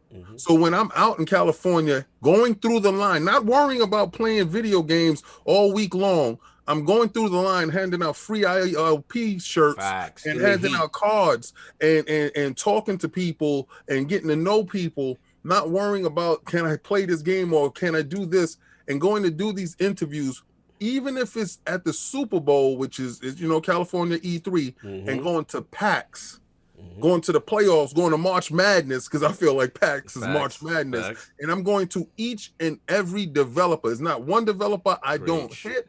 I hit every interview. We do 75 interviews within that period of time that we're there. We're doing all the content there, and I'm trying to get every game there. I have a formula on how we work. And the branding means a lot. So when somebody says, "Oh, I love the logo," or "I love how you're doing this," or "I love this is on," I take pride in that, you know. And you have to put in the work to get the result. Absolutely, you have to. And to finish, and then we got it. We're running over. Yes, It's like I said, like, you know, going to these events, you open yourself up to these people. They put a face to the name. Oh, the majority of the connections we have is because we went to PAX, because we went to E3. And it's just like, let's be real here. Going to these events is not cheap at all whatsoever. You know, we had to fly from the East Coast to the West to go to E3. We've done it 3 or 4 times, and it's just like, you got to put in the work, you know. And it's like I said, there are a lot of scenarios where even you put in the work, you're just not getting any visibility, and you know, that is definitely a hard thing to face. But it's just like, you got to get into these communities, you got to talk to these people face to face. You know, you got to meet the community managers, and one thing I've always said, like, a lot of the time people are gatekeeping themselves. Like, you're going on Twitter, you're saying some crazy stuff because you don't agree with what someone said. Parris wants to jump in. Hold on, let me no, finish. Parris was to jump in on your point. I know. I just want to finish my statement. I'm sorry. It's like you think people don't see that? You think people don't see you flipping out on a community manager because you don't agree with something the company did? You think that company's going to want to work with you anymore? Under something. So on those exact lines, if I could pass along any advice to anyone watching or listening to this, the internet never forgets. Yes. There's an old saying, you can't take pee out the ocean, because when you, and this is real. When you hop on social media and you acting a damn fool, someone is watching that. I promise you. And you might be acting a fool today, but then 3 years from now, you've quote unquote gotten your act together, and now you want to do this.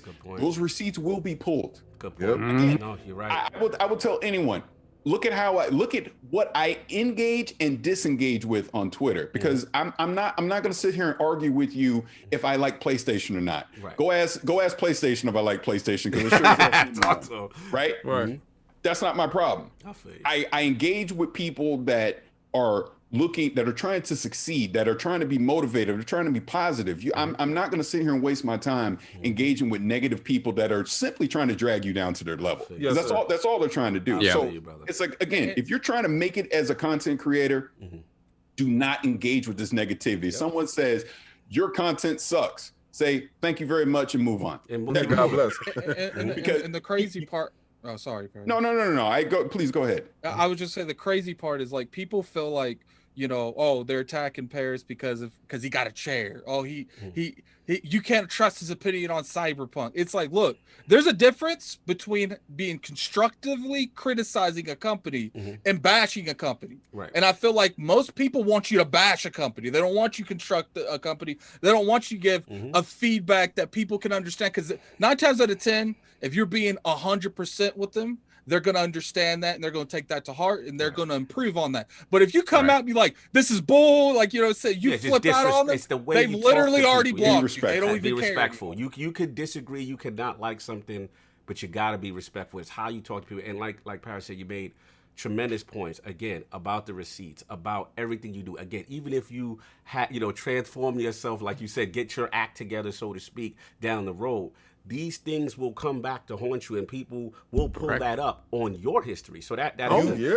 Trust me when I tell you, you will be shocked. Exactly. Oh yeah. Who listens, who sees what you say, and won't reply, won't say nothing, and then you'll be at an event 2 years later. Oh yeah, I know you because you say that. Absolutely. It's real talk. We gotta move on. I just want to shout out real quick, because I know we run it out. Your time's limited. The legendary Danny Pena is in the chat, so I had to salute. You know what I'm saying? Your boys in here, man. And let me say again, if you didn't hear me before, I'll say it again, because to everybody, Danny Pena, when we talk this whole podcasting game, this gaming thing, and all that, that is the OG. I am not here without that dude. He started all this for all of us. We're not doing this without Danny Pena because he was the one that had the foresight back in those early days that, hey, there's something we can do with this gaming thing. And when I say us, I'm talking people of color, real talk, because there's not enough of us that are doing this right now. And that is why I support the Iron Lords. That is why I sneak watch and stealth watch. When it's not football season. When it's not football season. When it's football season, we're not football season. Look, we got to move because I want to at least get you in for one topic. Sure. I know your time straight, but I got, again, let's do the question that we asked all let's get the this Lords in the row. I gotta get this. Curious this is very contentious. I need to know Lord Parris's top 5 video games or franchises of all time. Yeah, let's go. Super Mario Brothers. Okay, Super Mario Brothers 3. Man, that's tough. That's tough to say a top 5 because I feel like I'm gonna get locked into this. Look, I'm just feeling like this. When you come back, it can change. You can edit it. Yeah, there's no order to this, but Super Mario Brothers 3, Mass Effect 2. Whoa! Say it again. Say it one more time again. Mass Effect 2. Okay, thank you, Soft. Thank you. Parris, you're wrong. That's fine. I'm conflicted of saying, I'll just say The Legend of Zelda, Majora's Mask, Ocarina of Time combined. Yeah, okay, so the franchise. Okay. Yeah, the franchise. No Skyward Sword for Addict? Nah. Well, listen. Okay, he didn't say no, there's no Skyward Sword, but I see you in July. He did I that. see you in July. Why did you try to say the franchise when he mentioned 2 games? Okay, first of all, he mentioned 3 games. That was one. I mean, you gotta listen to the man. Your game in the negative light. Time. We're gonna get into arguments. I'm not gonna say time on that. He gonna attack me, and I'm not gonna. First of all, the man told you to stop looking at the headlines and read the paragraph. 3, he didn't say 1. All right, fair enough. We got those 3. Two more. All right, this one's gonna surprise you. Let's go. Yeah, Mega Man 2. Ooh, okay. Surprise. Okay, that's good. Okay, one more. I have a hard time putting modern games in it. I really do, because again, my legacy, my love of gaming started back then. So that's why I kind of lived back then. Man, that 5th one is tough for me because there's just so many floating around in my head that I want to say. But arcade games. Yeah, there we go. But see, that's what I mean. I honestly, I'd probably say Pac-Man, dude, because that was my joint back then. That was my thing. I mean, but look, I have love for Uncharted 2. I have love for Spider-Man. I have love for God of War. You know, I have love for Halo 3 as an example. But then I'm kind of torn between, is it Halo 2 or Halo 3, which one I think is my favorite. You know what I'm saying? But you know, the original BioShock is another one that comes to mind for me as well. So I mean, there are definitely so many, but Zelda, Mario, like I said, Mega Man, those are the ones that instantly come to mind when I think greatest games for me all the time. And our final question: favorite console of all time and why? Yeah, all generation, any generation. Remember the internet. No. This is actually pretty easy. It's easy. I'm just not sure which one I should lean on, but I'm gonna go NES. Okay. But it could be Super Nintendo as well. I almost feel like they're equals, but NES started it all for me. Like I said, now we bring Mike Tyson's Punch Out in there. Couldn't get past Super Macho Man to save my life. I'm gonna say NES. Yeah. Okay, no doubt. So look, time constraints. So what we're gonna do, we'll skip poll. We'll get super chats after. Let's at least get Parris for one topic because we got 15 more minutes with him, and I want to get at least one in. So Addict, this is yours, I believe. Alleged contracts, right? That's what's going on, man. Yeah, my topic I wanted to talk about, people, is there was supposedly a contract with marketing that was leaked off of the Resident Evil marketing on terms of Sony and what Capcom and them agreed to. And it looks like in there's a little, we ain't want your stuff going to Game Pass for at least a year after release, which, in hindsight, it's not really a big deal, but I did want to bring it to, because it looks like, I said it a couple weeks ago. I do feel like Sony's going to start incorporating clauses into their contracts to prevent stuff from going to Game Pass.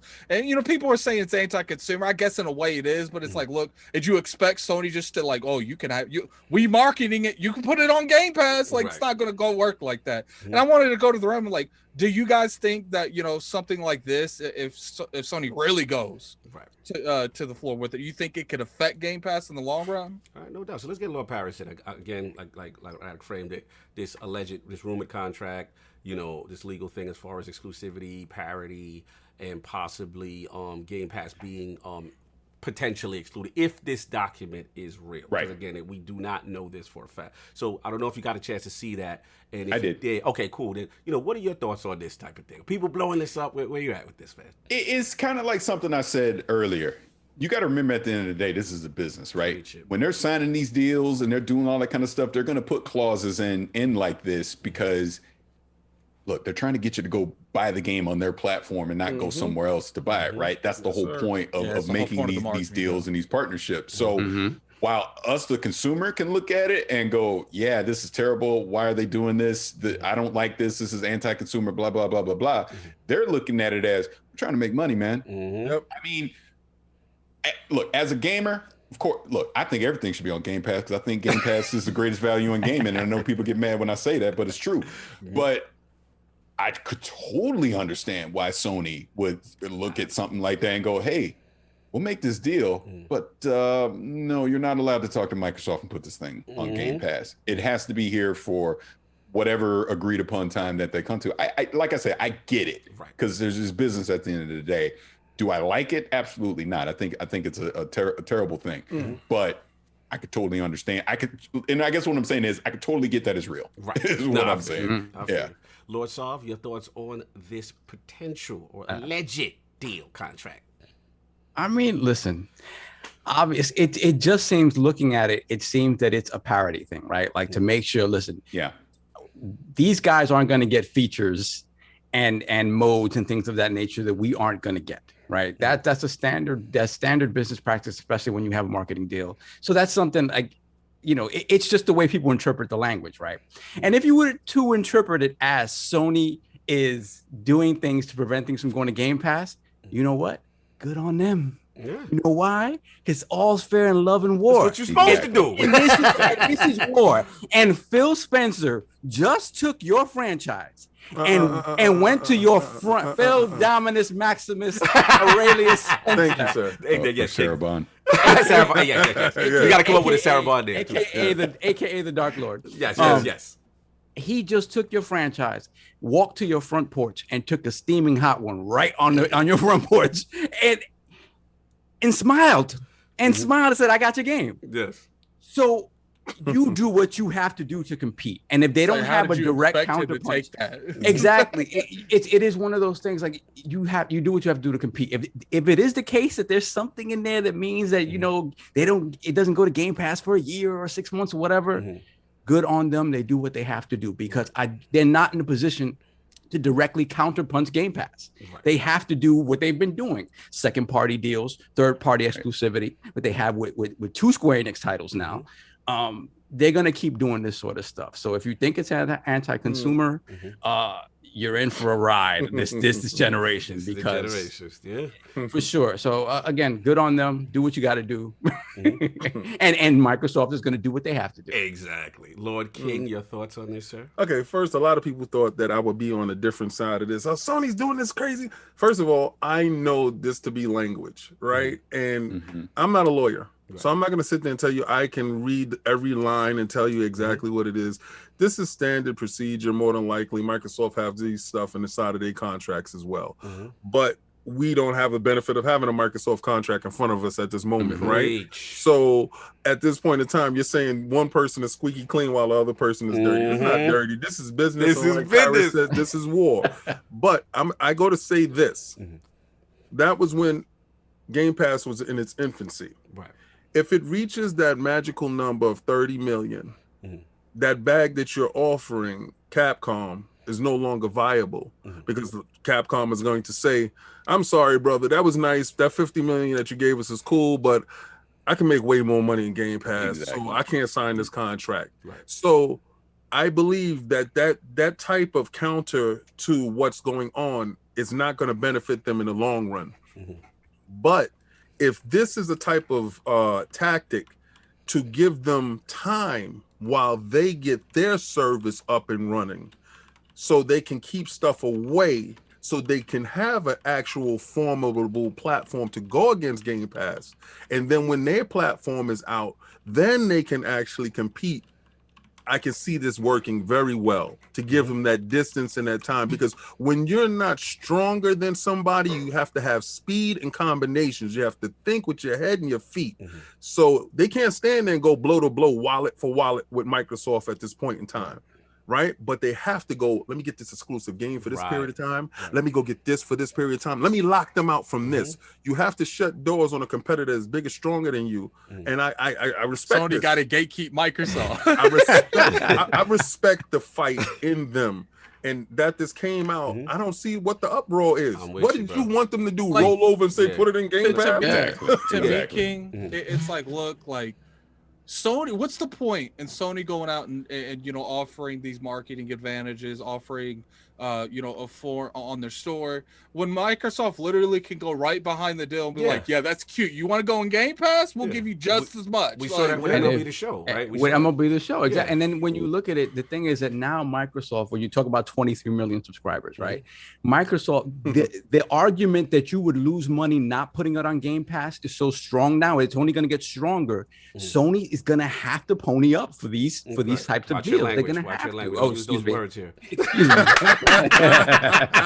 That's your damn language. Pun not intended. That was a Freudian slip. We don't use those words here, sir. What's funny is Microsoft has what's more, when you do something but you didn't intentionally do it, unintentionally, they've unintentionally made cost of stuff more expensive for Sony, because now when Sony goes to marketing stuff, you know, I don't know what goes on behind closed doors, but I'm assuming that in order for you to keep your service off a platform like Game Pass, you're gonna have to pay a little extra. You might have to. So it looks like they might have unintentionally raised costs for Sony, because now Sony got to do extra to make sure not only do they get the marketing deal, but it does not go on their. It includes their that platform. language to say that. Well, let me jump in because again, time's limit and we got a hard stop preparing.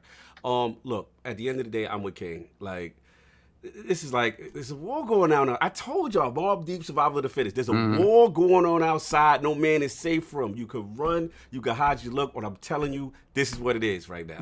And at the end of the day, listen, we are privy to seeing something as gamers that we normally don't see. Right? And these are shout out to Hogue Law, these are some of the structural things that are in place with these type of deals and contracts. And don't think your favorite provider or platform doesn't have these similar type deals. Remember Rise of the Tomb Raider and things of that nature? You know what I'm saying? Parris, you can relate. We're Destiny fans. We remember the language with, you don't get, you know, Xbox doesn't get this. Hawk Moon. Yeah, Hawk Moon. You know the exotics, the strikes, the content. Yeah.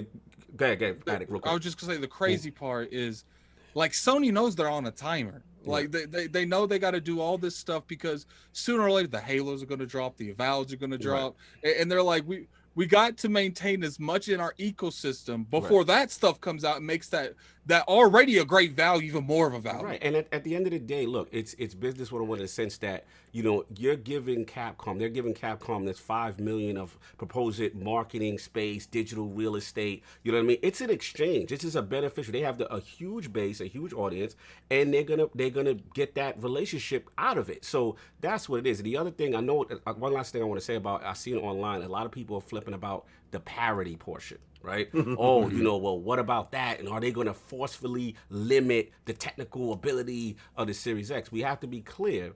We just came off of Marvel Avengers, right? Which literally Sony had the rights to the exclusive content with Spider-Man and stuff like that.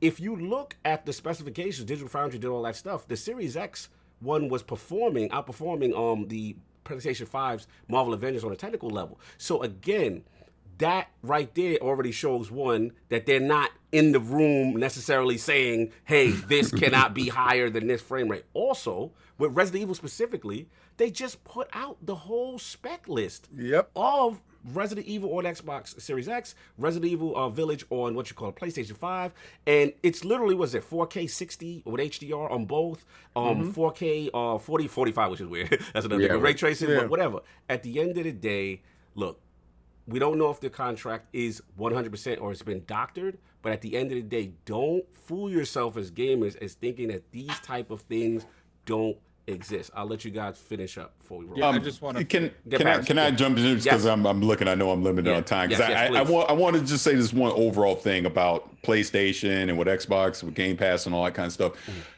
You're talking $1 trillion company versus a multi-billion-dollar company, where the $1 trillion company isn't relying on the gaming side of it to be profitable for the business, whereas you do have complete buy-in at the executive and at the CEO level of $1 trillion company. And yes, PlayStation is doing their thing and all that, but the difference on it is this: math is undefeated. It has always been undefeated. If Microsoft can go to these third-party publishers and show them, because Outriders is going to be a case study for this. MLB The Show, Octopath Traveler, all of that are case studies right now. If they're literally showing these third-party companies the data, and they're showing that whether a person gets it on Game Pass or buys it separately, it has created more engagement with your games.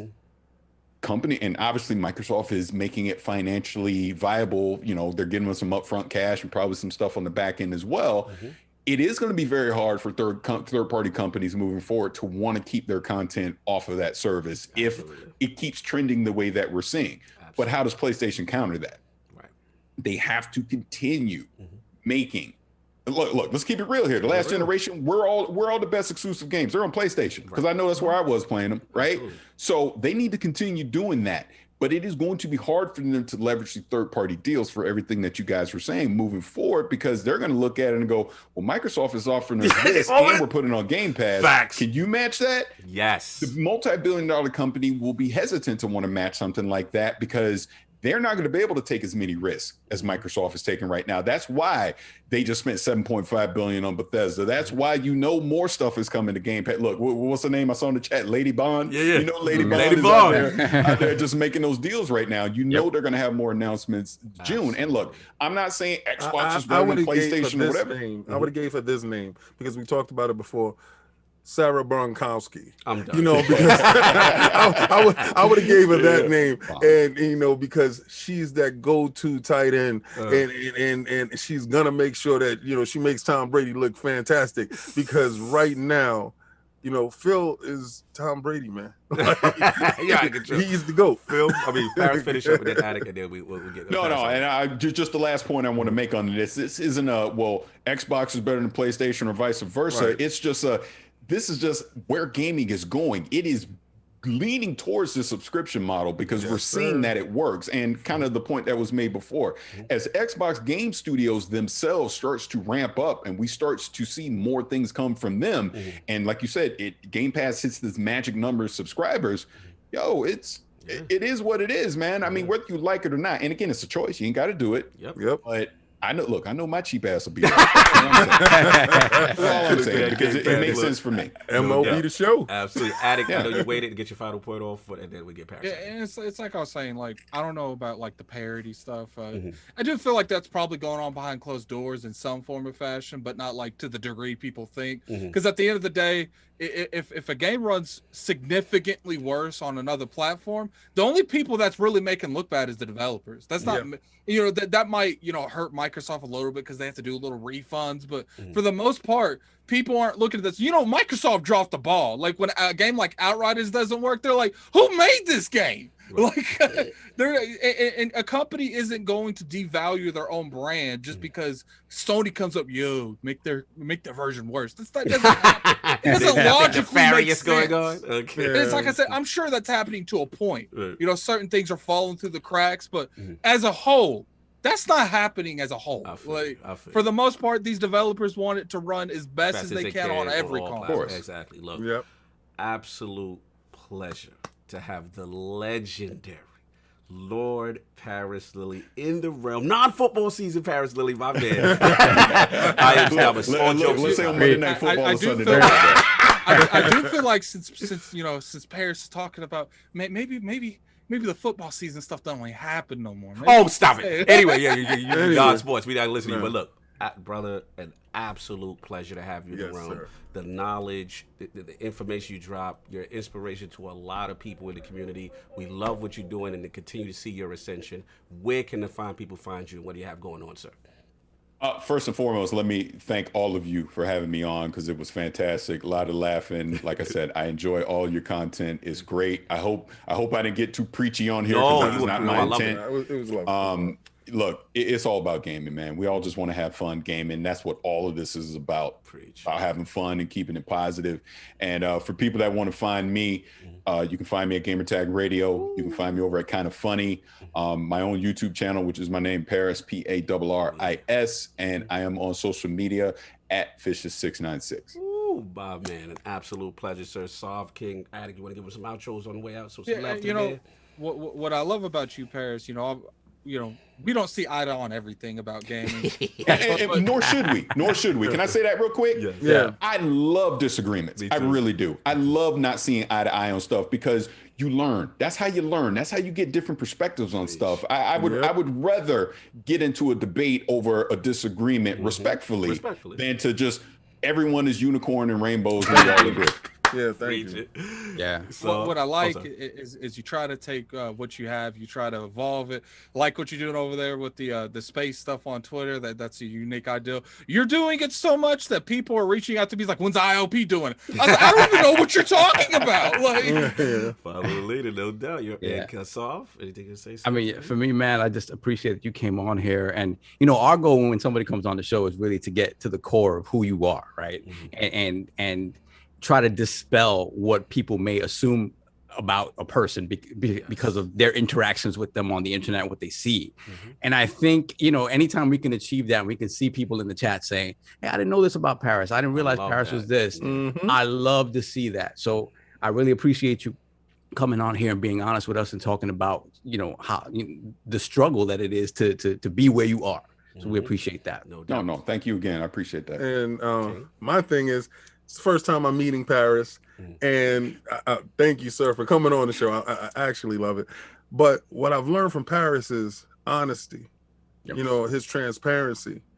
And you guys, if you don't look and listen, his hard work and his dedication. Like he told you, I fell into this place, I fell into that place, but it was with this help of these individuals that helped me this way. And I sent out emails and transparency. A humbleness to it, and I truly believe that, you're opening up doors for other people of color going into different areas. And thank you so much. I do appreciate it. I do appreciate your hard work because like you said, I remember when it was 15 people in the chat, but you have to have self-belief within yourself to understand that one person's going to hear you and then they're going to retweet it or they're going to share it with somebody else and somebody else to hear it. But you said fun.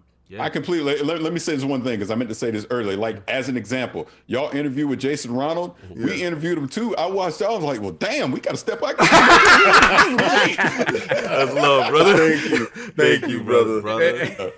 Before you leave, what I like to bring out is like, the stuff that you're doing in terms of the space. You're being very vocal about serious issues on Twitter. Like 5 years ago. Like it didn't matter what it was. Don't be controversial. Like you stay under the radar. But movements like this, like in 3 or 4 years, it makes it acceptable. It's like, okay, you can still speak about stuff you want. Just don't just honesty and respectful. Honesty. You know what Clear. I'm saying? Yeah. Brother, Beautiful. Enjoy your Sunday. Love the chair too. Hey, me too. We will get you back in the realm. It's an absolute honor. Have a good one, brother. Take care, brother. Thank you. You guys have a good rest of the show. You too, brother. Man. Thank you. Soft, let's get the super chats. Let's catch up. Yeah, we got a lot of super chats. Yeah, we got a bunch. Hold on, let me make sure I copy and pasted this last one. No, hold on a second. No doubt. J-Dub is a show. Yeah, no, I got all of them. It's just this last one. Yeah, it was lit. Chat was lit.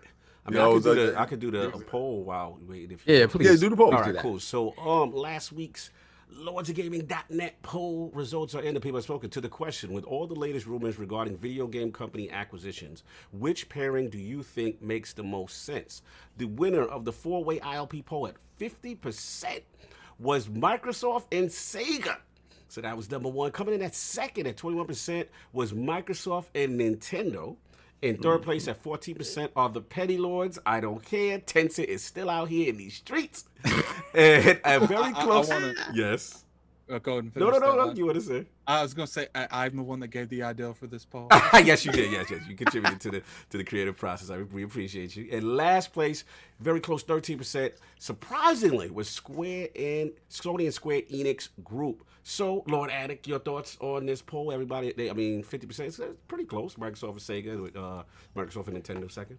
I think it makes better sense for the Sega thing. Yeah. I think at the end of the day, they're good on Western. I don't think they have to buy anything Western. I don't think they have to partner with anything Western. Mm-hmm. In order for them to seriously take Game Pass the way they want, they're going to need the Eastern help of the atmosphere. And the only way they're going to do that is to, crack that piggy bank open and work something out with Sega. Or if they buy Square Enix, it's a little bit more than just cracking the. If they buy Square Enix, it's like I said last week. It's a big deal if they buy, but I don't think that's happening. But we'll have to see exactly. I do think they're buying something. I don't know what it is, but I do think they're buying. They got something. Extra money for this. So we'll see. They didn't go through. Yeah, I mean, they buy Square Enix. The thing with that Discord stuff is a lot of times you put yourself out of reach for certain reasons. It's not. But I tell you this. But negotiations is always good. I tell you this. Whatever they offered them, 12 billion, whatever. Discord goes into a public IPO, they're probably getting triple that. Okay. But the problem is that you give up control. Give up control. That's the thing. Yeah. So we caught up? We're caught up with all of them. So let me read that out now. Let's get this going. He read like 2. Are we caught up? I meant to say, you know what I meant. Yeah, are we ready to start? Are we ready to commence? Yes. I think I read this one, but Eagles fan 76 $2 super chat. My favorite show. Salute to the Lords and Addict. That's the new thing. Pixel $2 super chat. This is for the Comp USA and Addict not knowing what it is. Oh my God, Addict, I gotta let Addict respond because they coming at my man. What's up? I mean, you guys are age shaming like crazy. Get him, Addict. It's only you know what's crazy? It's not cool for us to age shame. That's true. That's true. But you guys can age shame the crap out of us. OG's no beating up 80-year-old women. You can come at me with dying in my bed. God bless. Tell that to the people who made Octopath Traveler. I didn't want to do it, but you gave a good gun. You gave a good weapon. Like, what am I supposed to do? I got your camera's looking good today. It's not ghostly today. Yeah. Well, no, I had someone kept complaining, saying I look too blue. Yeah, the camera look lit. Yeah. So what I did is I switched the tint of the light I have. Because no offense, I think I'm too white for a white light. I'm done with you. Moving on. It was making me look blue for some reason. But this, you look like a Smurf. Moving on, Sam. And we got Brap with the $5 super chat. Before Xbox Live, used to play Halo Online through XB Connect. That's another one. Brap. Remember, the internet keep receipts. Blood guts and hang 'em high. Hey, the flip flop. How's that Xbox? Blood guts and hang 'em high with the maps we ran. XBL. Wolfie was gold. Preach. Yeah. Then we got Gamers Play with the $5 super chat. The hustle is real. Gamers Play is coming. It sounds like work, but I love work. May is the month to make moves. Shout out to Parris and the ILP. Thank you, bro. Yes, sir. That hustle, bro. And we got Lord Fonzarelli with the $5 super chat. 100% people are people. Phil is so down to earth. Talking with him in party chat a while back was so refreshing just to hear what a real gamer he is. Salute. True. Salute. Then we have John Mitchell with the $10 super chat. Paris and King in the same podcast had to wipe my eyes. Fireworks. Salute. Fireworks. We have a lot of the same opinions. Yeah. Then we have, let's put the crest in the chat for the newest member of the realm, the Quan Bynum. Shout out. Got you. Then we have Con Artistic with the $5 super chat. No comment. Then we have Free R. Kelly. Here he go. with the $10 super chat. PlayStation gonna dominate this generation. Sold more consoles than Xbox. You right, Parris. Well, see, all right. So let me explain something to you, Mr. Free R. Kelly. First your name, you know you're wrong. but I'm gonna say this, right? Living off that old metric, sell all the consoles that you want. Sell them all. Be the leader. Sell 100 million. All I want is Game Pass to equal 100 million. And when that happens, you and your console is irrelevant. Done. Continue. We have more smoke. Here we go. We got Free R. Kelly with the $5 super chat. All day.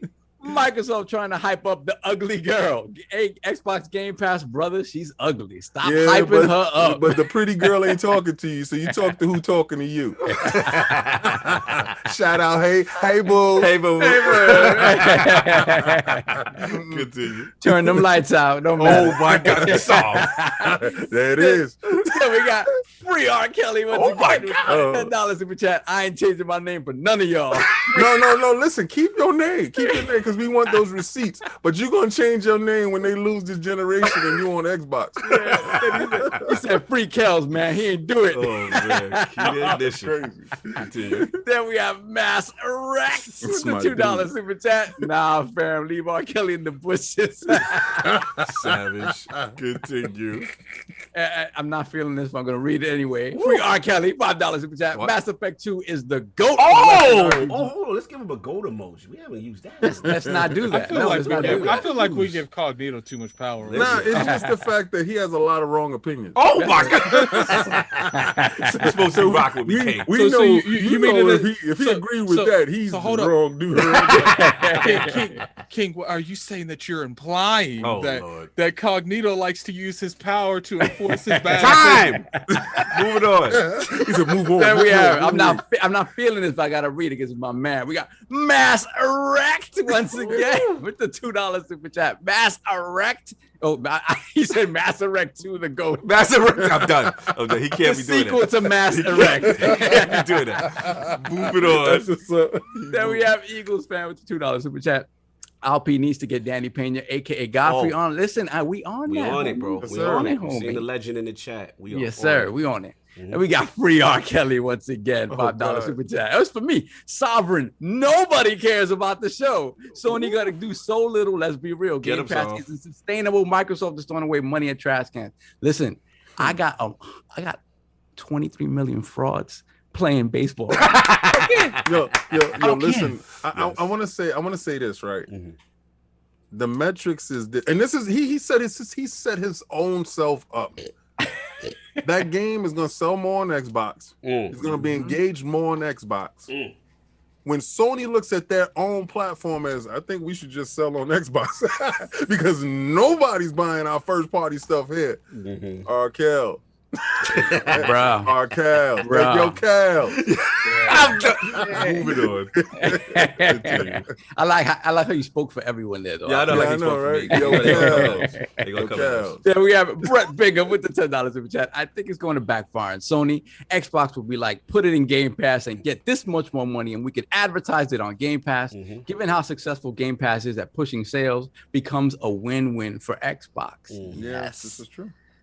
Then we have Free R. Kelly once again. $5 super chat. King, you lost, brother. Sony got to do a little to get us to buy PS5s. Nobody playing Game Pass when God of War 5 comes out.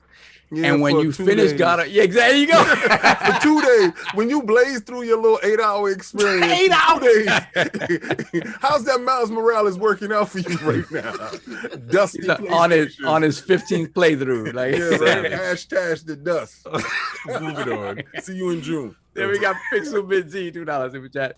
He's put a correction out. It's 22 million. Yeah, actually, Jez did put a correction out. It said it's 22. 22 officially paid for, lock, stock, and barrel. The other 4, I mean, the other 3. I mean, even if it's 22, that's still like what, 4 million in 3 months. Yeah, that's how much is that PlayStation now, though? God bless. They grew like the last time they did numbers, it was like 2. So yeah, Microsoft grew double 2 million. It's still 2 million. What they reported last in 3 months. Yeah, they still 2 million. We do 2 million. have all natty.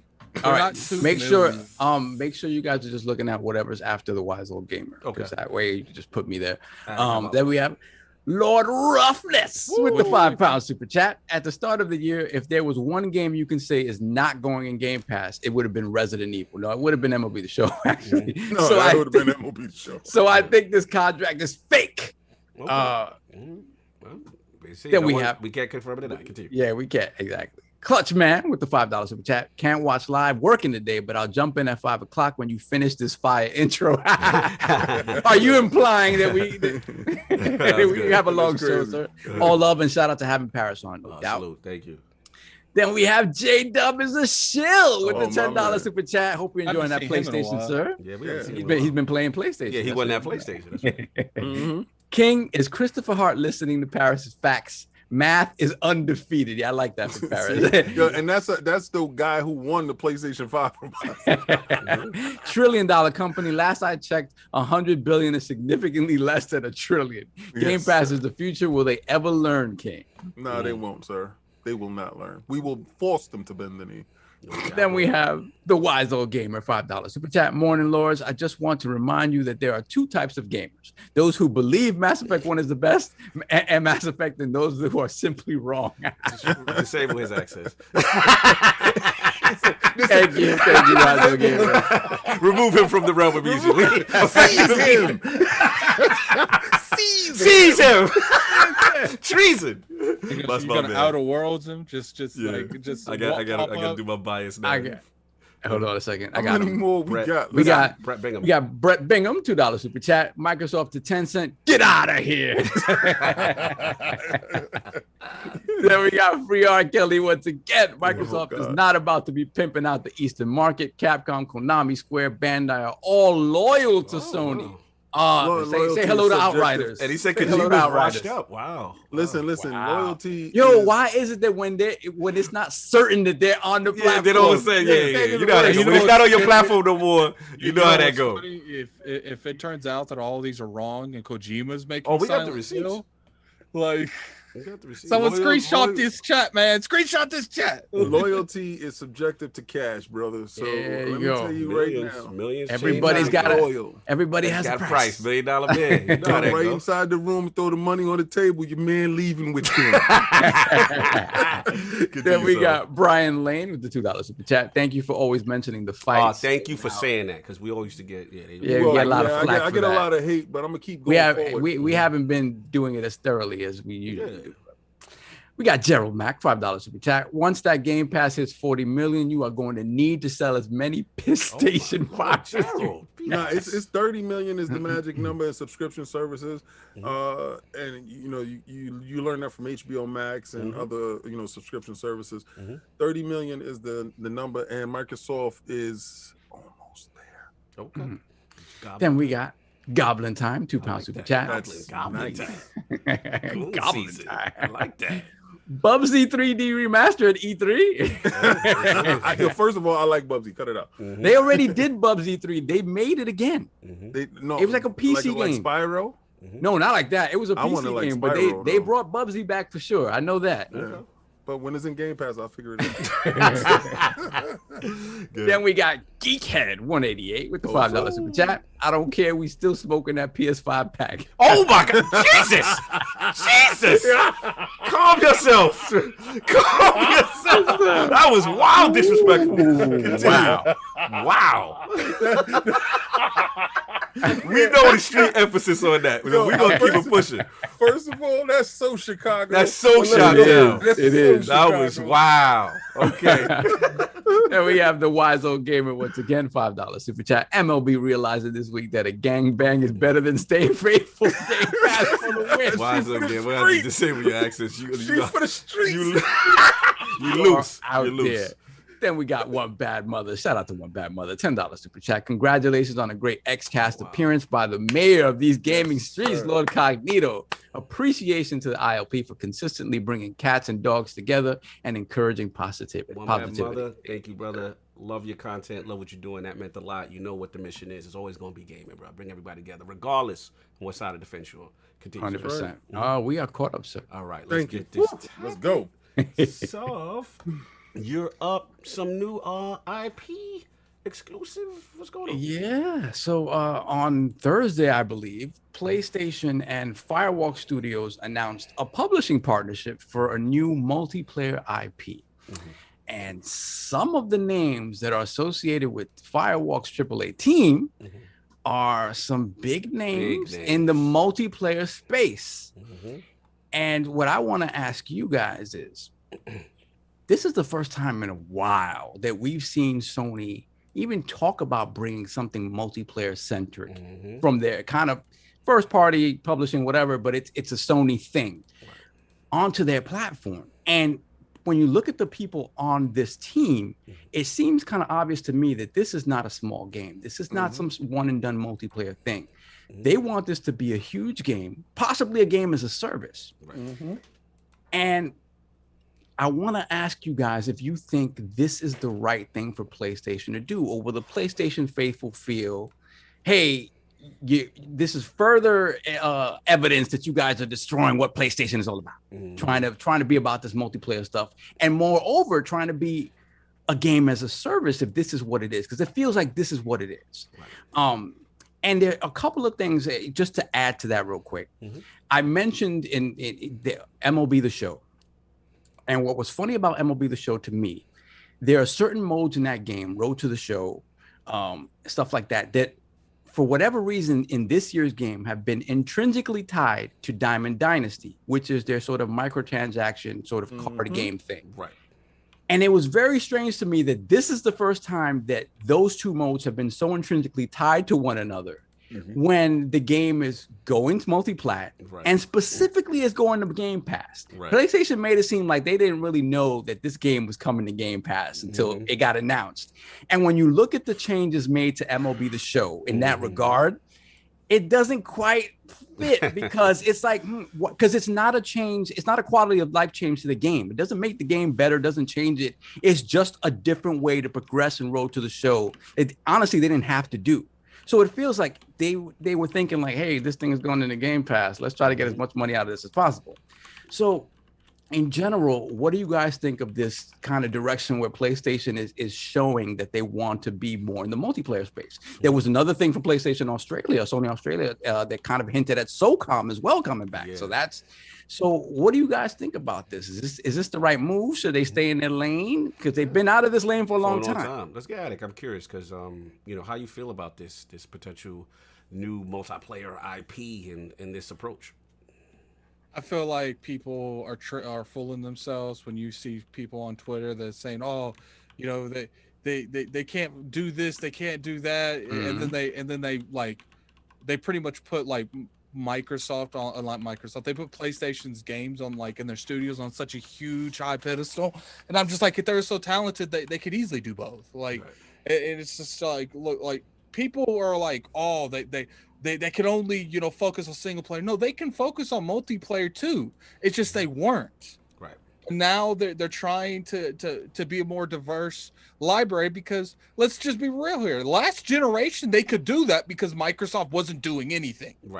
But now they're looking over there like Sony's just looking over there in the Microsoft land, the world Microsoft land resigned, and they're just we got to compete better. Like, let's just be real. That's the reason that they lower PlayStation now. That's the reason they give discounts on buying PlayStation now a whole year. That's the reason they've done the majority of this stuff. That's the reason you're seeing games go day and date in PlayStation Plus. That's always say, like, it doesn't matter what side you on, what console you have. You want these companies to battle it out because it's only good on us. And it's in the multiplayer scene. Let's be real here. You guys could say God of War is amazing, an amazing game, sold very well. Horizon, amazing game, sold very well. What are the top things being played in the industry right now? All multiplayer, by far, all multiplayer. The Fortnites. You look over on PC, Dota, Call of Duty, Warzone. So, question, Addict, do you feel so? This is in your mind. Is this going to be a PS5 PC game, or will they even try to incorporate PS4? They've already addressed that. They said we're going to be making more multiplayers like a year and a half ago, and they're going to be on PC too. They've already addressed that. And the way they were talking about these multiplayer games, it seems like they're going to be day and date. the multiplayer games. So, you know, they need that because at the end of the day, you can't improve your brand if you're only making one type of game. And I understand they make those games phenomenal, but not everybody plays those type of games. That's a good point. And if you can't be more diverse, because let's be real, back in the day, back when Dragon Quest was only coming out on PlayStation, back when Yakuza was only coming out on PlayStation, they were a very diverse library, but now it's not like that. Yeah. They got to be more diverse, or people gonna look at Game Pass and be like, yo, I get an Xbox to play everything I want. Multiplayer, single player, everything I want. Sure, I'm missing out on the God of Wars and Horizons, which I would recommend you still get a PlayStation for those. Right. But at the end of the day, is a couple games a generation worth me losing out on the diversity that you can get with Game Pass? I feel that. Yeah. So they're looking at that kind of scenario. They're like, look, we got to be more diverse. We got to bring more games to PC. We got to build up our audience, and we got to make multiplayer games that people want. They're justifying charging for PlayStation Plus when they had no multiplayer games. That's a good point. That's a good point. Let's get King in. I'm curious about King. Like, what do you feel about this direction, multiplayer exclusive IP for PlayStation? Well, a lot of these names, you know, they're attaching to this, you know, that's for shock value. Shout out to Cliff Belinsky. Cliffy B. Remember when Cliffy B came out with that multiplayer game? Oh, come on. Now, boom, hit the floor. All right. It was motion. It was much hype, you know, hubris before the show. They got a good team, kid. Did you see the roster? They team look beautiful. God bless, say less. But I'm saying this to say this part, right? All right, multiplayer game, interaction with everyone across the boards. Yeah. They look over at Microsoft because Microsoft now, you know, Xbox Live to play free-to-play games, it's free now. Yeah. You know, you guys are jumping in for free because that money being made on free-to-play games is an incredible value on your platform. You know, Sony was eating on that part right there while Microsoft played ignorance, and that was a bad move on Microsoft's part. Now they rectified that, right? Yes. So I don't know if this game is going to be free to play. I don't know what's going to be the business model behind this game. Right. But we do know it's going to be tied to a PlayStation platform. Yes, do they need multiplayer games? Yes, they do. Do they need to diversify their portfolio? Hell yeah, they must. In order to grow, you have to change, adapt to get better. I'm looking at it saying they're complicit. I've been saying that Jim Dance Moves Ryan is going to take Sony into a different wave, a different space. You may not like it. You guys may want your one and dones. You may want your 3-hour, 4-hour games that you can get to go platinum. Now, I'm a platinum this game. It's 4 hours, and I'm a platinum. You know, I'm a platinum this. It's 4 hours. You know, I'm gonna find the book bag under the bus. I'm a platinum this. I got a platinum this. You can't be using that voice and acting like every game 4 hours. You know, they got to get the Rick Voss voice. I got a platinum this, baby. I noticed, like, King, how did we go from 8 hours a minute ago till now 4? Listen, Miles Morales is 3 hours without the cutscenes.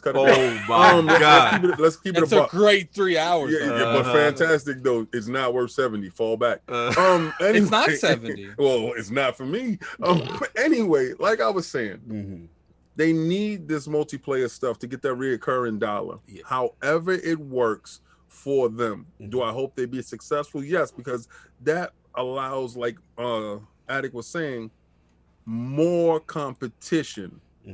Right now, can they compete in this area when Microsoft has been living in this space? Because everybody knows when you want to play multiplayer games, oh, I'm gonna go to Microsoft. Right. When you want to play those single player experiences, you go over to Sony. Right. Microsoft is looking over at Sony and said, we need some of that single player stuff over here. They're working on that. And Sony is looking at Microsoft saying, we need this multiplayer stuff over here. So as a company, as a group, they're working on fixing their weaknesses. Yes. And you can't say that's a bad thing. That's a great thing that they're doing.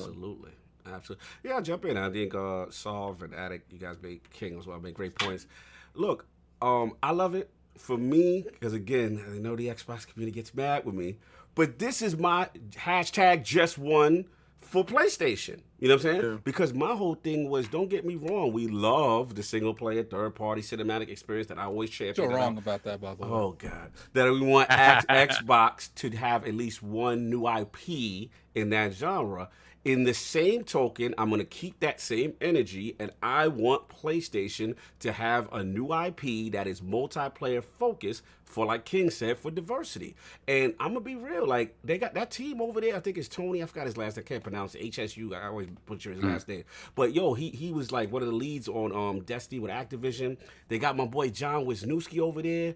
He's a PvP Crucible, Lord, Ryan Ellis. Like, the team over there, I think Herman House is on there, they got former Destiny, Halo, Apex Legend, and Call of Duty devs on deck. So the talent for Probably Monsters is going to... I've been hearing about Probably Monsters for a minute. You know what I mean? So I think Firewalk correct me if I'm wrong, they're like the studio subsidiary underneath the bigger brand of Probably Monsters. So look, you know, if Blockbuster's only mantra is the new wave, like King said, like, you got to have one of your own.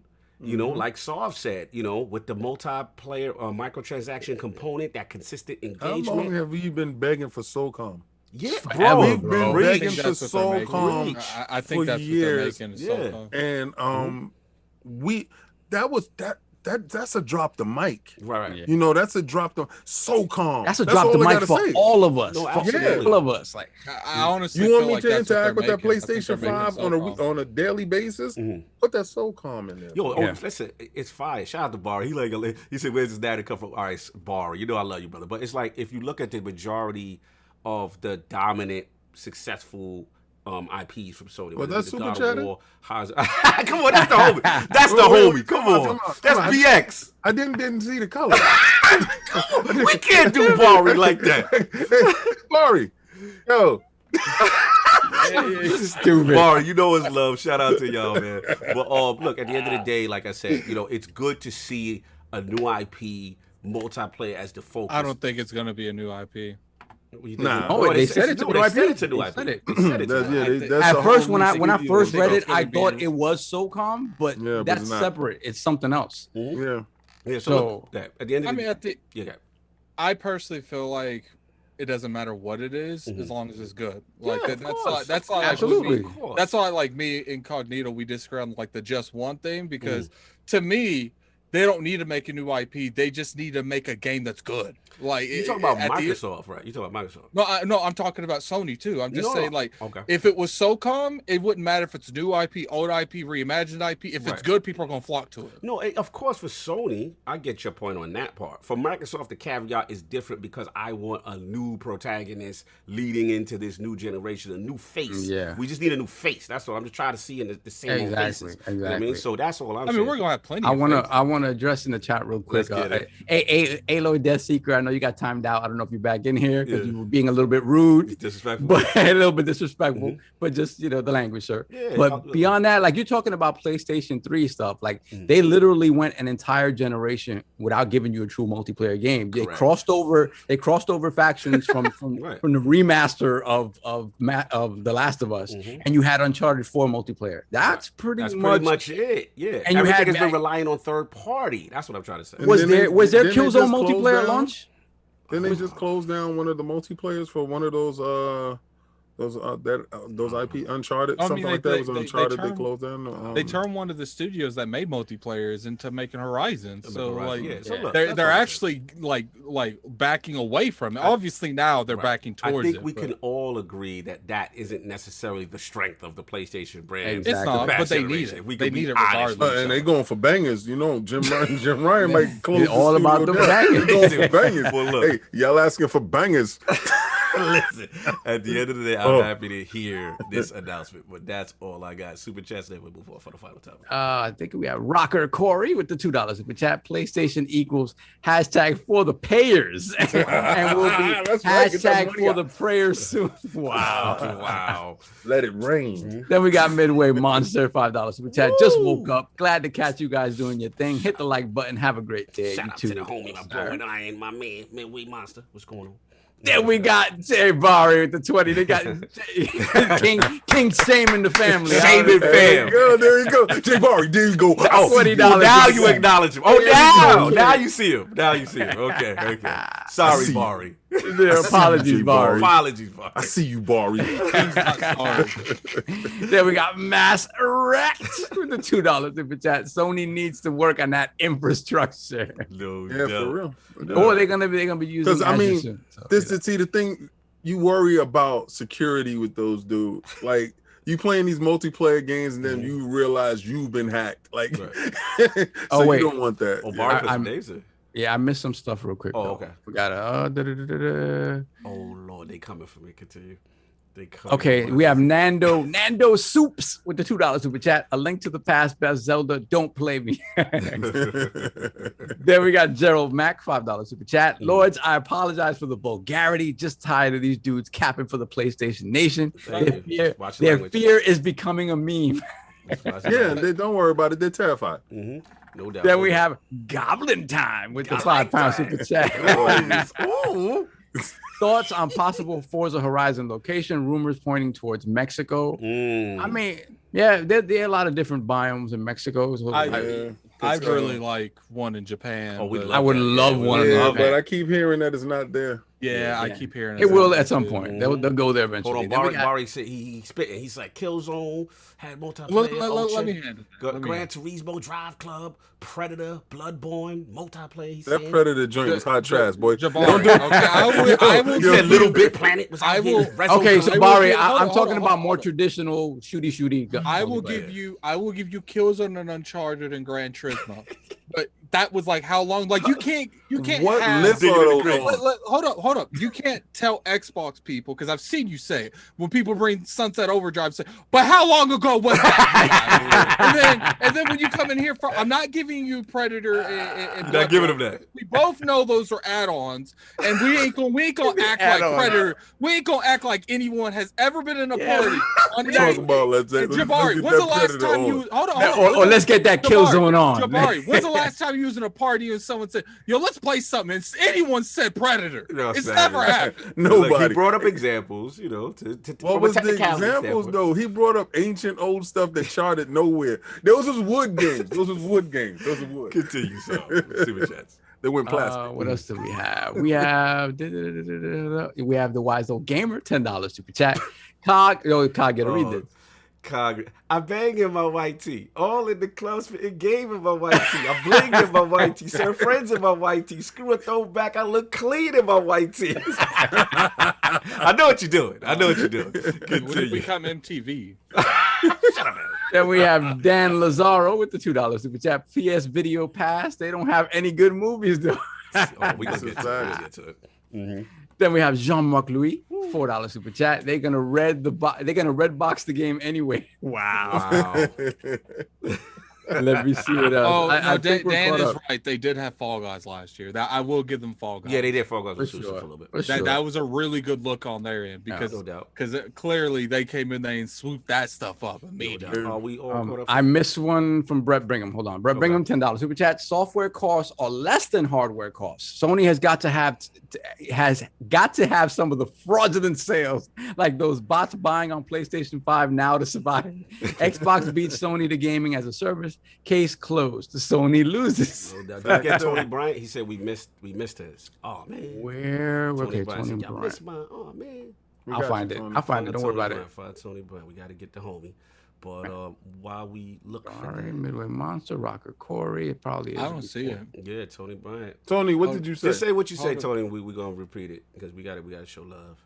Say what you said, bro. Because I'll find it. You guys just continue. I don't think it's here. Listen, we almost got 700 in this watching. Let's hit that like. Let's continue hit the podcast. Yeah, share that out, man. Share that out, man. Send it to your buddy. I'm out here banging in my white tee, man. Just continue the podcast. All right, cool. So we're gonna move this joint forward. Well, we got one more. Hold on, sorry. Eagles fan 76, $5 super chat. SOCOM is good, but the kiddos don't know what that is going to be hard to pull them away from Fortnite, COD, Rainbow Six, and Apex. We're not looking for those kids. We're not looking like when you say SOCOM, we're not looking. You know what's crazy? I went upstairs and saw my son playing PUBG. First of all, he got a chicken dinner right there while I was watching him. Salute to the he is a mastermind. Anyway, but he tends to play Fortnite. I want SOCOM for me. I want the old heads. What's up with these old heads with the SOCOM? I want that for me. I want to go back in the hallway and shoot down. I want that for me. So I'm not looking for the Fortnite crowd to jump on my wave. No, I want Fortnite, and I don't want it made like Fortnite. No, I want it made like SOCOM, like classic SOCOM. So I sent it to you on the Discord thing. Just on read the who thing? Just read it. Just Attic read it, and then we'll get the new ones and move on. Okay, let me bring it back up. Just $5 super chat from Tony Bryant. That's who we're talking about, right? Yes. Great show. Love the insight from Parris. One man campaign continues tomorrow. Austin Creed on ILP will happen. He put it into existence. Sarah Bond manifested. No doubt. You got to talk it into the the world, man. I feel that. Fantastic. We got we got Eagles. We got Pixel Bit G, $2 super chat. Sony treats multiplayer how it treats its stands. Don't know. So we good? Yeah, we good. I think we're good. All right, cool. King, this is you PlayStation video pass, right? Let me frame it up a little bit. Yeah, so it looks like they put out, well, apparently it was leaked on a Sony Sony official website, Polish Sony official website, but now it looks like it's confirmed. Shout out to Hector Ramirez, my man, Lord Macho, LordsOfGaming.net. Article's up right now. So PlayStation Plus Video Pass is real and testing in Poland. So they had the look out there. So it looks like they had like a Venom, Zombieland double tap, Vin Diesel Bloodshot and stuff like that. So, yeah, the GOAT movie. The GOAT movie. You know what I'm saying? So again, King wanted to talk about it as this potential maybe addition to PlayStation Plus. Lord King, where you at? You mean King wants to preach? Yes, King wants to. I just want to say, hey, TV. We back, baby. We got a console for you. Donnie M is under control of the building. Shout out to Jim Dance Moves Ryan for doing everything he did in 2013. He back, baby. Are you implying that the focus is not games, sir? The focus is AAA games. So y'all gonna get the same games we got again. We're just gonna reskin them. So get your $70 ready. But we really won't focus on movies here. So we're gonna take our content. They went and did a deal with Netflix. They went and did a deal with Disney. They're selling their IP. This is how they can make money. So they realize, see, this is where the money man comes in. You can look at existing stuff over there that's making money and stuff that wasn't making money and potential stuff that could make money. That's why they was closing down those stores until y'all started screaming, don't close down the stores, but never brought a Vita game. You guys is yelling, oh, don't close down the PlayStation 3 store, but never go in there to buy a PlayStation 3 game. Don't take this away from me, but never use it.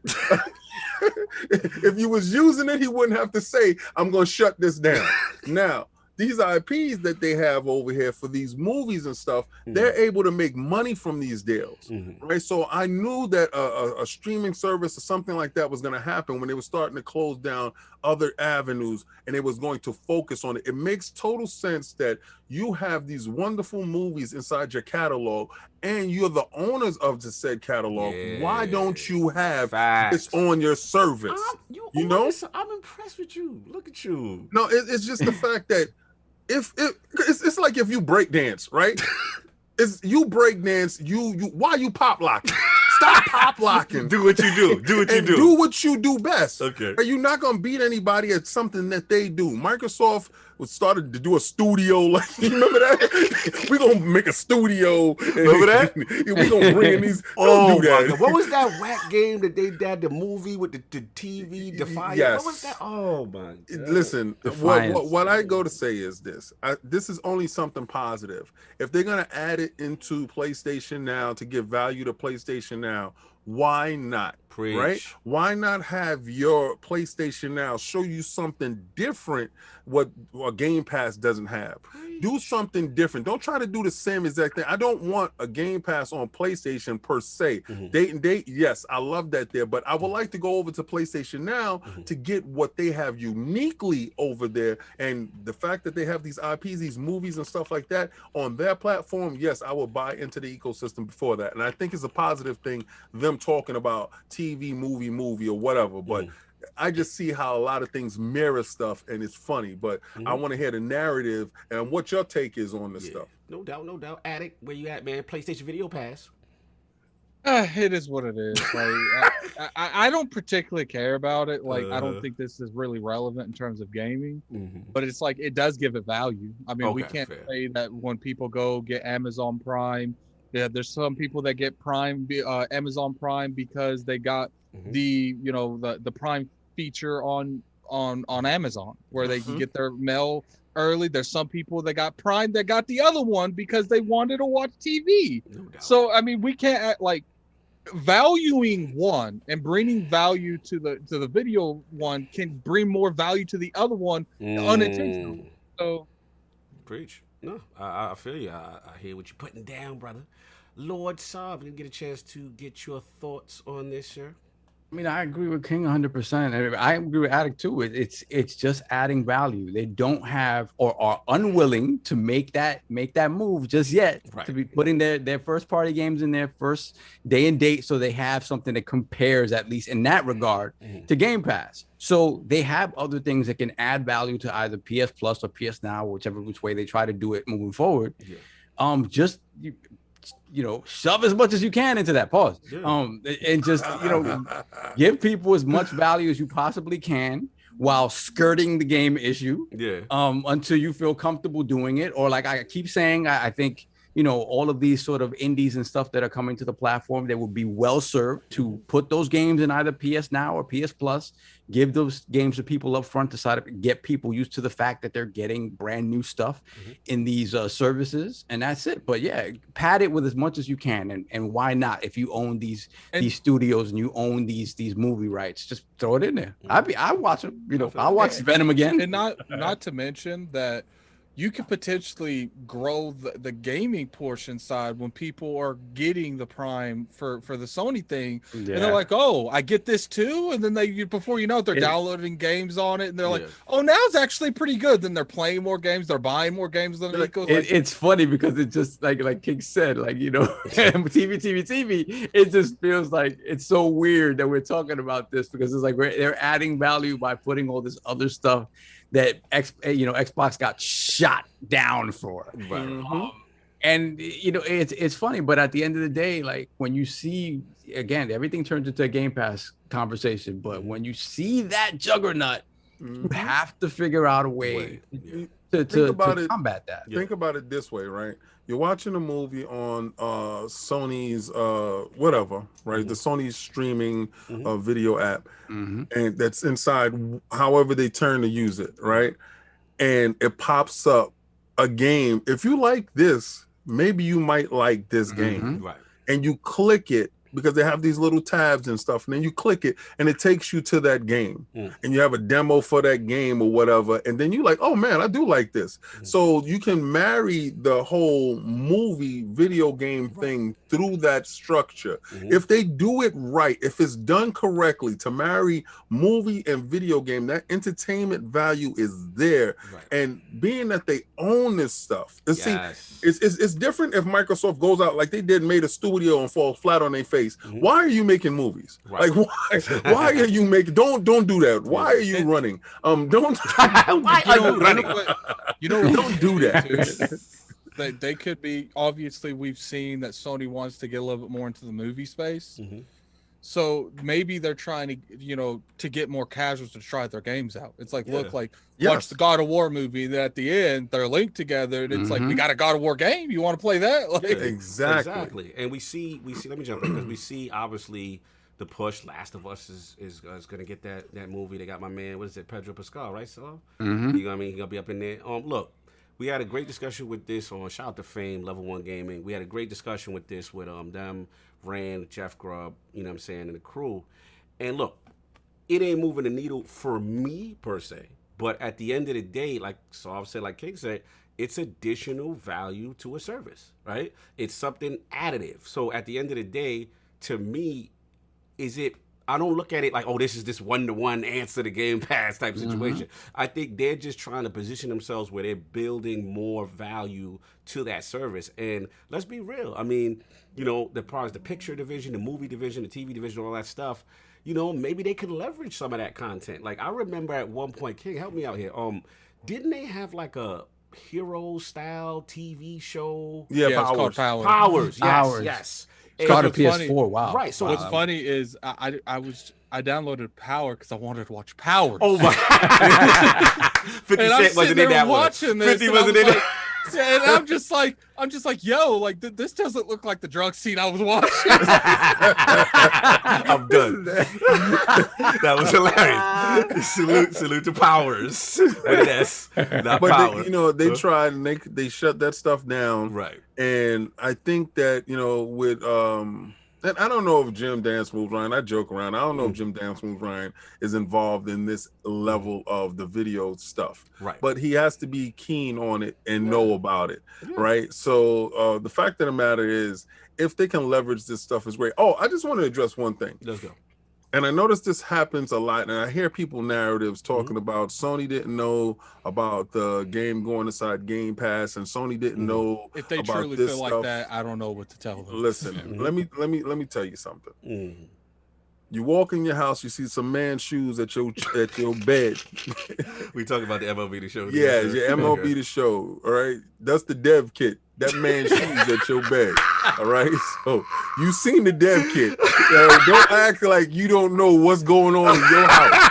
Okay? Are you implying that Sony is complicit? I'm complying. I'm implying that they complicit. They know what's going on when they're not there. All right.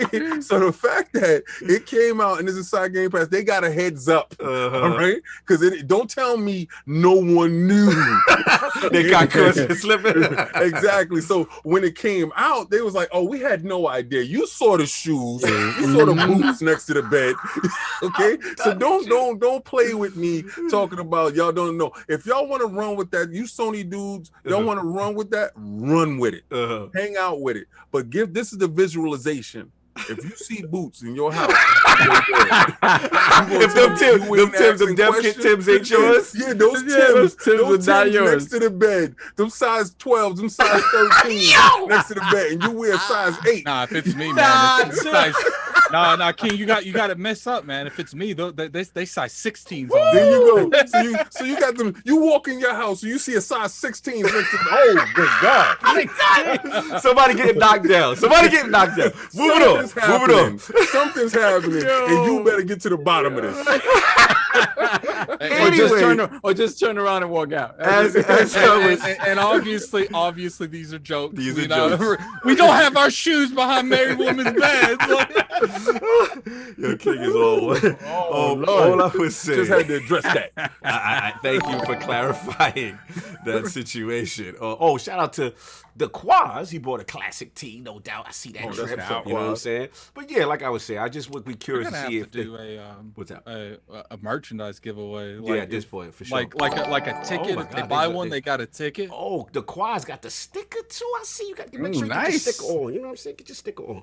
You know what I'm saying? So so like I was saying to King's point, and yo, Pong, stop it. I see you in there, Pong. You contributed to King's nonsense. What I would say is, as far as I want to see if they do leverage that movie, that TV studio, see if they do. They should. Like a Netflix exclusive, you know, like could imagine if they had like a dope series, you know what I'm saying? Yeah, that's exclusive and you could get it on PlayStation. That would be kind of fun. They should. I don't think this has anything to do with the gaming scene. No, not at all. Just think they just want to give the service more value in general. Right. So it's like I said, you know, let's say they start making shows that's on like the equivalent of WandaVision or Falcon. Right. Like they're like, oh, okay, let me get this, and then it's like I said, and that's gonna leak over to the PlayStation. Into that. You get that crossover. So I ain't even mad at the move. Do I look at it as a one-on-one thing? The Game Pass, no, but just added the service. It's funny. I just finished having a nice conversation with Lady April from LordsOfGaming.net. And we talked about at the Amazon Lord of the Rings MMO being canceled, and we talked about the same thing where it's like they would have liked to have had that. You know, they have that Lord of the Rings prequel show coming on, and they would have at least liked to have that sort of that transmogs thing where you're talking about both things at the same time.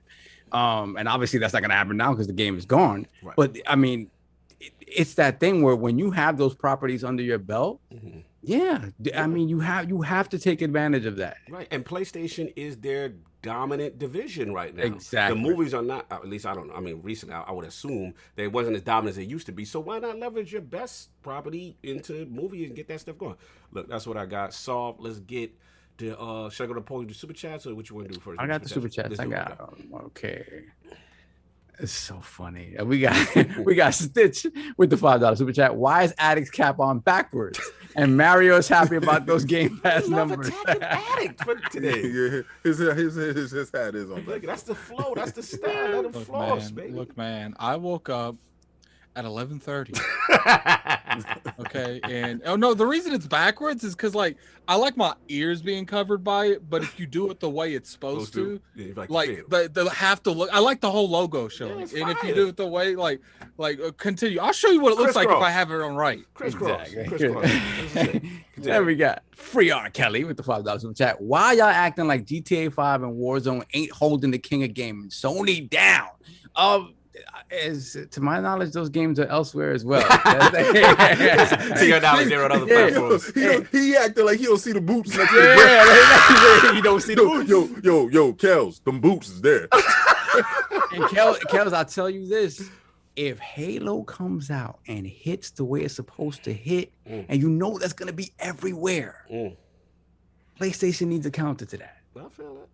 Yeah. What else we got, son? Then we got Philly Eagle, $5 super chat. PSA, Twitter is not a gaming platform. All you numbers do is just stop. You only contribute to 1, 2, maybe 3 top sales of a game. That's true. Buy more games. Bonzarelli Gaming with the $5 super chat. Just want to thank you guys for helping push me to going live on cam. You guys showed me the way. Yeah. Okay. Be the king. Banning people if you don't come on cam. It's not me. That's my guy. You know, we talk offline and stuff like that. And hell yeah, support him. Yeah, support him. Go new show.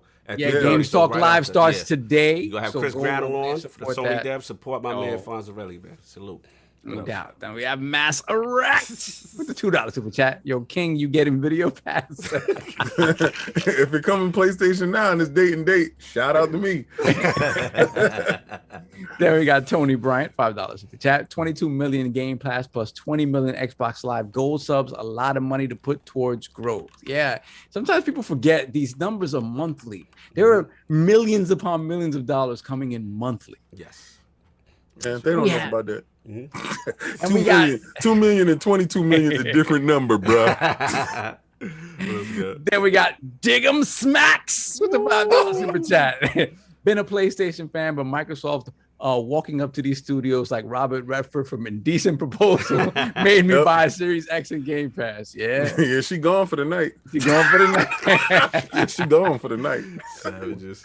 Woody Harrelson looking sick. Then we got Skate Lights with the $5 super chat. Sony canceling game studios and opening TV studios. Wow. They said, yo, shut down Japan. Hey, man, open up Japan. The movies, though, baby. Then we have Adriana Gomes with the $2 super chat. Video pass. I use Cody on my Series X. Amen to that. I will neither confirm or deny that Cody is on my Series X. ILP does not prove the methods of your video. Hey, man, do what you got to do. God bless Sayla. Hey, I know one thing, man. Homeboy over there, he has no issue stuff being day and day. Oh, yeah, he clearly day and date. Day for everything. Everything. Yeah. I put day and date on everything. Then we have Mass Erect with the $2 super chat. Video pass for the TCL users. That's right. Get them TVs working. I'm done. Then we Black have levels is off. And we have Lord Roughness with the £5 super chat. Now Sony folk can watch movies in those banger sequel 4-year gaps. Wow. Yo, how the movie gonna be longer than the game? I know. Wow. Stop it. Wow. Moving on. Xbox going to be churning out exclusives from these 23 studios on a quarterly basis. But isn't it like they make games that play like movies? So now they're gonna make movies that play like games. I can't with you. Then we have Louis Bill with the $5 super chat. I hope Sony realizes that sooner or later Xbox will release an absolute banger, which is 30 dev houses. Yeah, it's coming. It's coming. Where do we have? Hold on, we have Free R. Kelly, Louis Bell. Okay. Yep, and then Free R. Kelly. Free R. Kelly, $5 super chat. Man, Halo 4 was trash and Guardians was worse. It's over for Halo. He's laughing. He's like, it's like 7 years ago, like a decade ago. There's more people playing Halo right now than people playing God of War. Oh my God. Yeah, because it's done. Anyway. But don't worry, when it's on Game Pass, you'll play it again too. Anyway, let's get this poll, get up out of here. Weekly poll. If the rumored Sony and Capcom contract with specific provisions to keep Resident Evil Village off Game Pass for a year turns out to be true, do you feel this is an unfair business practice in the games industry? The choices are A, yes, performance parity and game service exclusivity should never be involved. B, no, these deals happen all the time for all platforms. It's a mutual beneficial relationship. Or C, I don't care unless it's my favorite game to complain about with restrictions. Shout out to all those in the chat. Let's get Wise Old Gamer real quick. Oh, wow. Hold on a second. Let me hold on a second. Oh, wow. The Wise Old Gamer. MLB to Sony. I still love you. Everyone else has to use a condom. Wow. Brother, you out of bounds. Yo, Wise Old Gamer, that's them boots. You out of bounds. Anyway, those are the choices. Please rock the vote when it goes up. Again, salute to Lord Parris who came through, pulled up, dropped some tremendous knowledge, and someone just copped some gear. Razzie with the purple. Ooh, that classic tease hype. ILP hype. Salute to you, my guy. Salute to you. No doubt. You know what we should do?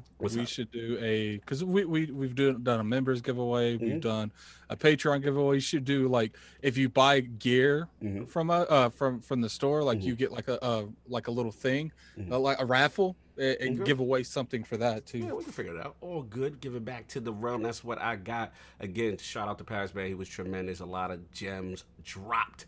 Lord Solve, where can the people find you? What you got? Well, how about skipping Addict? Lord Addict, where can the people find you? I had to get no love today. Yeah, I don't know why I did that. That was weird. Addict, you can find me on Twitter at Lord Addict ILP. You can find me at the picket line for this chat this week. You can also find me. I'll be streaming Demon Souls Monday at 1 p.m. and I'll be having an Addict show at Tuesday at 5 p.m. Okay. So definitely catch it in that. Yes, I will be streaming Returnal. Oh, all right. Well, hopefully, man, you can get this game done. I know. Well, you want to do that Monday instead of Demon Souls? I think I have a whatchamacallit on Monday. I think I have a podcast I have to do. That's why I'm checking my Twitter because people fail to realize they hit me up the day of. Yo, remember what we talked about last week? I'm like. No, I don't because I have like 500 messages every day. So no, I do not remember. Definitely keep that in mind. I'm going to be streaming Returnal on this channel that you're watching now. So definitely sub if you want to see that. I'm gonna show these people how to play that game. Oh, okay. That's what's up. I'm probably going to get destroyed, but we're gonna go with I'm not getting destroyed, man. People doubted me in Bloodborne. That's a beat game. People doubted me at Cuphead. That's a beat game. People doubted me at any other game I can think of, and those games are beat too. If you're gonna doubt me at Returnal, almost forgot the name of it. You're gonna have to get that word too. I like the fact that Returnal is a difficult game because this is gonna be Addict in his bag. Oh, I see it in his bag. Don't worry, everybody else gonna forget the name of that game too next month because nobody paying $70 for it. Yeah, I want to thank Parris for coming on. He was a wonderful guest. We still have more guests for you guys. We're not done with the road, man. And I'll announce right now we are bringing the E3 prediction shows back. Yes. We still are in terms of put in the comment section who you guys would like to see on the Xbox and Nintendo. Obviously, Sony don't have one right now because we don't know nothing about what Sony's doing. But right now, we will have an Xbox one and we will have a Nintendo one. Put in the comment section. Sony would do something that week. I mean, we can do something. We just got to figure out. So we can do a prediction of what you think they move will be. Yeah. But the part about it though, King, is like we don't know when they're doing it. Date. And the funny thing is we're so booked that we're gonna have to do the Sony thing like in the middle of the week. Like okay, this yeah, cool. we may have to do an extra show. Yeah, we bring Jay Barry on so we can hear how he hope Kojima don't come on Microsoft stage. And we will be live reacting to all the E3 press conferences. So look for Blaze, Lord Blaze, and King on the Xbox One because that's a thing now. Because he's an Xbox guy. Lord LOGNET in the building. Lord Josh would like to be on the Lord Frost from Lord on the E3 prediction episode. Say which one though? Which one? We can know a bunch of them. So let us know, Lord Frost, aka Josh Redding. All right, so we got that. Lord Sov. Where can people find you? What you got going on, sir? Yeah, first off, big shout out to Parris. Yes. The dude came on and spoke facts. He was just being super honest, and I appreciate that. I really, really, really appreciate him coming on here and talking about the things that he talked about. Because, again, it's all about the games. It's all about us being united, not bringing each other down and breaking each other down. So that was fantastic. Absolutely. You can find me. Actually, I'm off today, so I'm gonna play some MLB The Show. Maybe I don't know if Cog wants to get on a little bit later. You know what I love about MLB The Show? What I love about MLB The Show is you can pick your different hitting styles, your different pitching styles. My pitching style is old school, the old one. I just love how this game on Game Pass and you just know everything about it now. You're I so wasn't buying it invested in before. baseball. I got stuff to do. Yeah, I hear that though, but I wasn't buying it before. Remember when we was at PAX, and this is I had Jamie do his first interview, LordCognito doing his first interview, and MLB The Show was there, and didn't know that it was going to Xbox, didn't know that it was going to Game Pass, but I'm gonna keep the same energy. I always said that that was the best baseball game, and all baseball games came out and tried to compete with it but couldn't. So the fact that I get a chance to play it and they have different pitching styles, this is great for me. I just don't like your enthusiasm. But it fits for me though. They have casual dude. Yeah, they do the game. casual. Yeah, they do. They do. And all the different modes and I respect it. It's beautiful. Free too. Shout out to the free for me. Oh no, Lord King. Now that we're at it, where can the people find you? What you got going on, sir? MLB The Show on Game Pass. or playing Outriders in Game Pass.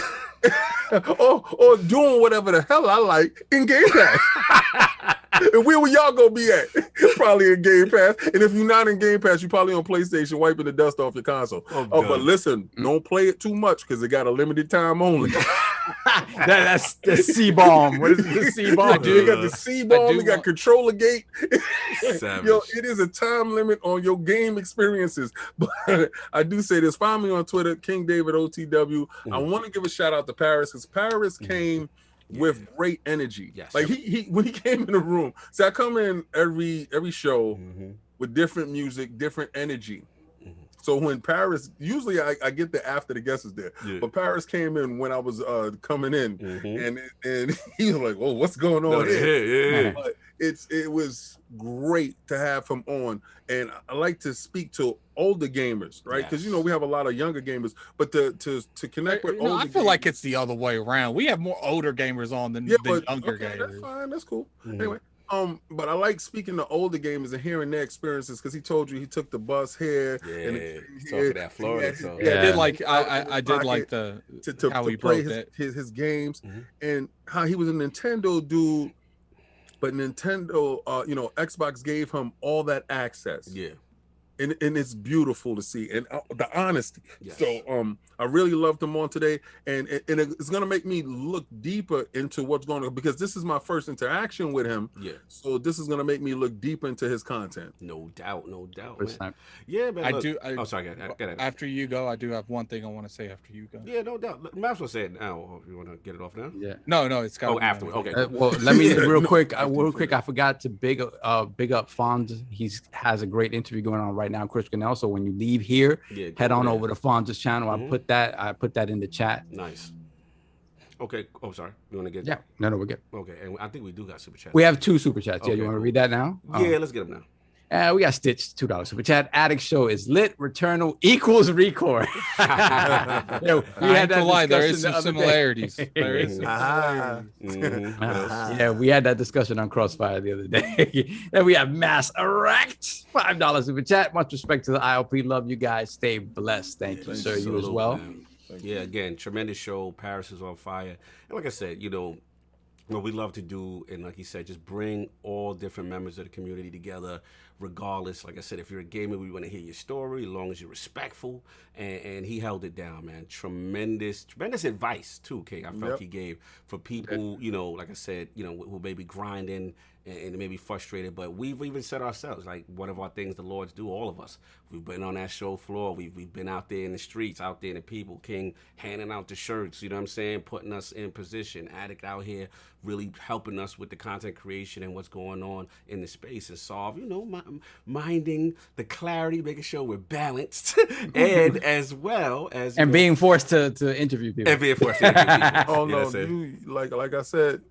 Solve got our top highest video. I'm still mad. I'm still just like shout out to Toby. Shout to this day. That is our most popular, and it was a Solve interview. King and Solve held it down. It was crazy. Is Cog was doing the interview on the side, so I was like, "Come on, Solve, let's go get this. Let's not get out the ball." Salute. That's how he do his grind, man. And eventually, like I said, you will hit it. But again, and much love to everybody's community. The love y'all shown for me being on XCast was wild. Like that was. I don't even know what to do with that. Like, I was love to see the whole realm pull up, and we're just like, yo, we was proud of Cognito being up in there. We love y'all. Attic, you got anything you got to say before we pull up? Yeah, so obviously you guys know ILP's about the community. We always try to uplift content creators. It's like Lord Soft said. Here is Fonz's stream.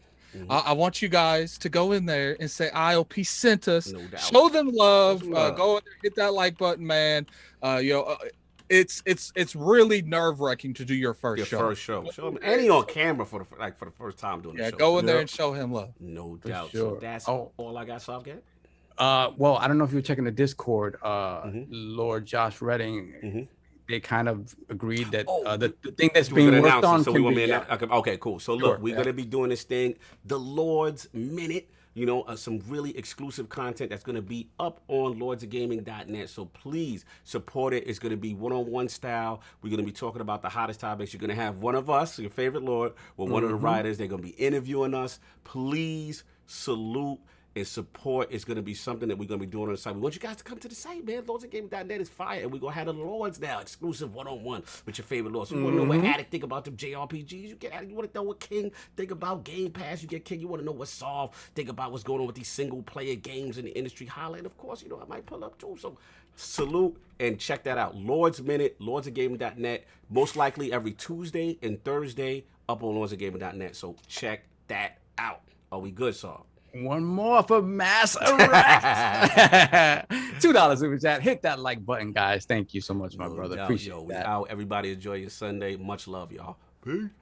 Yep.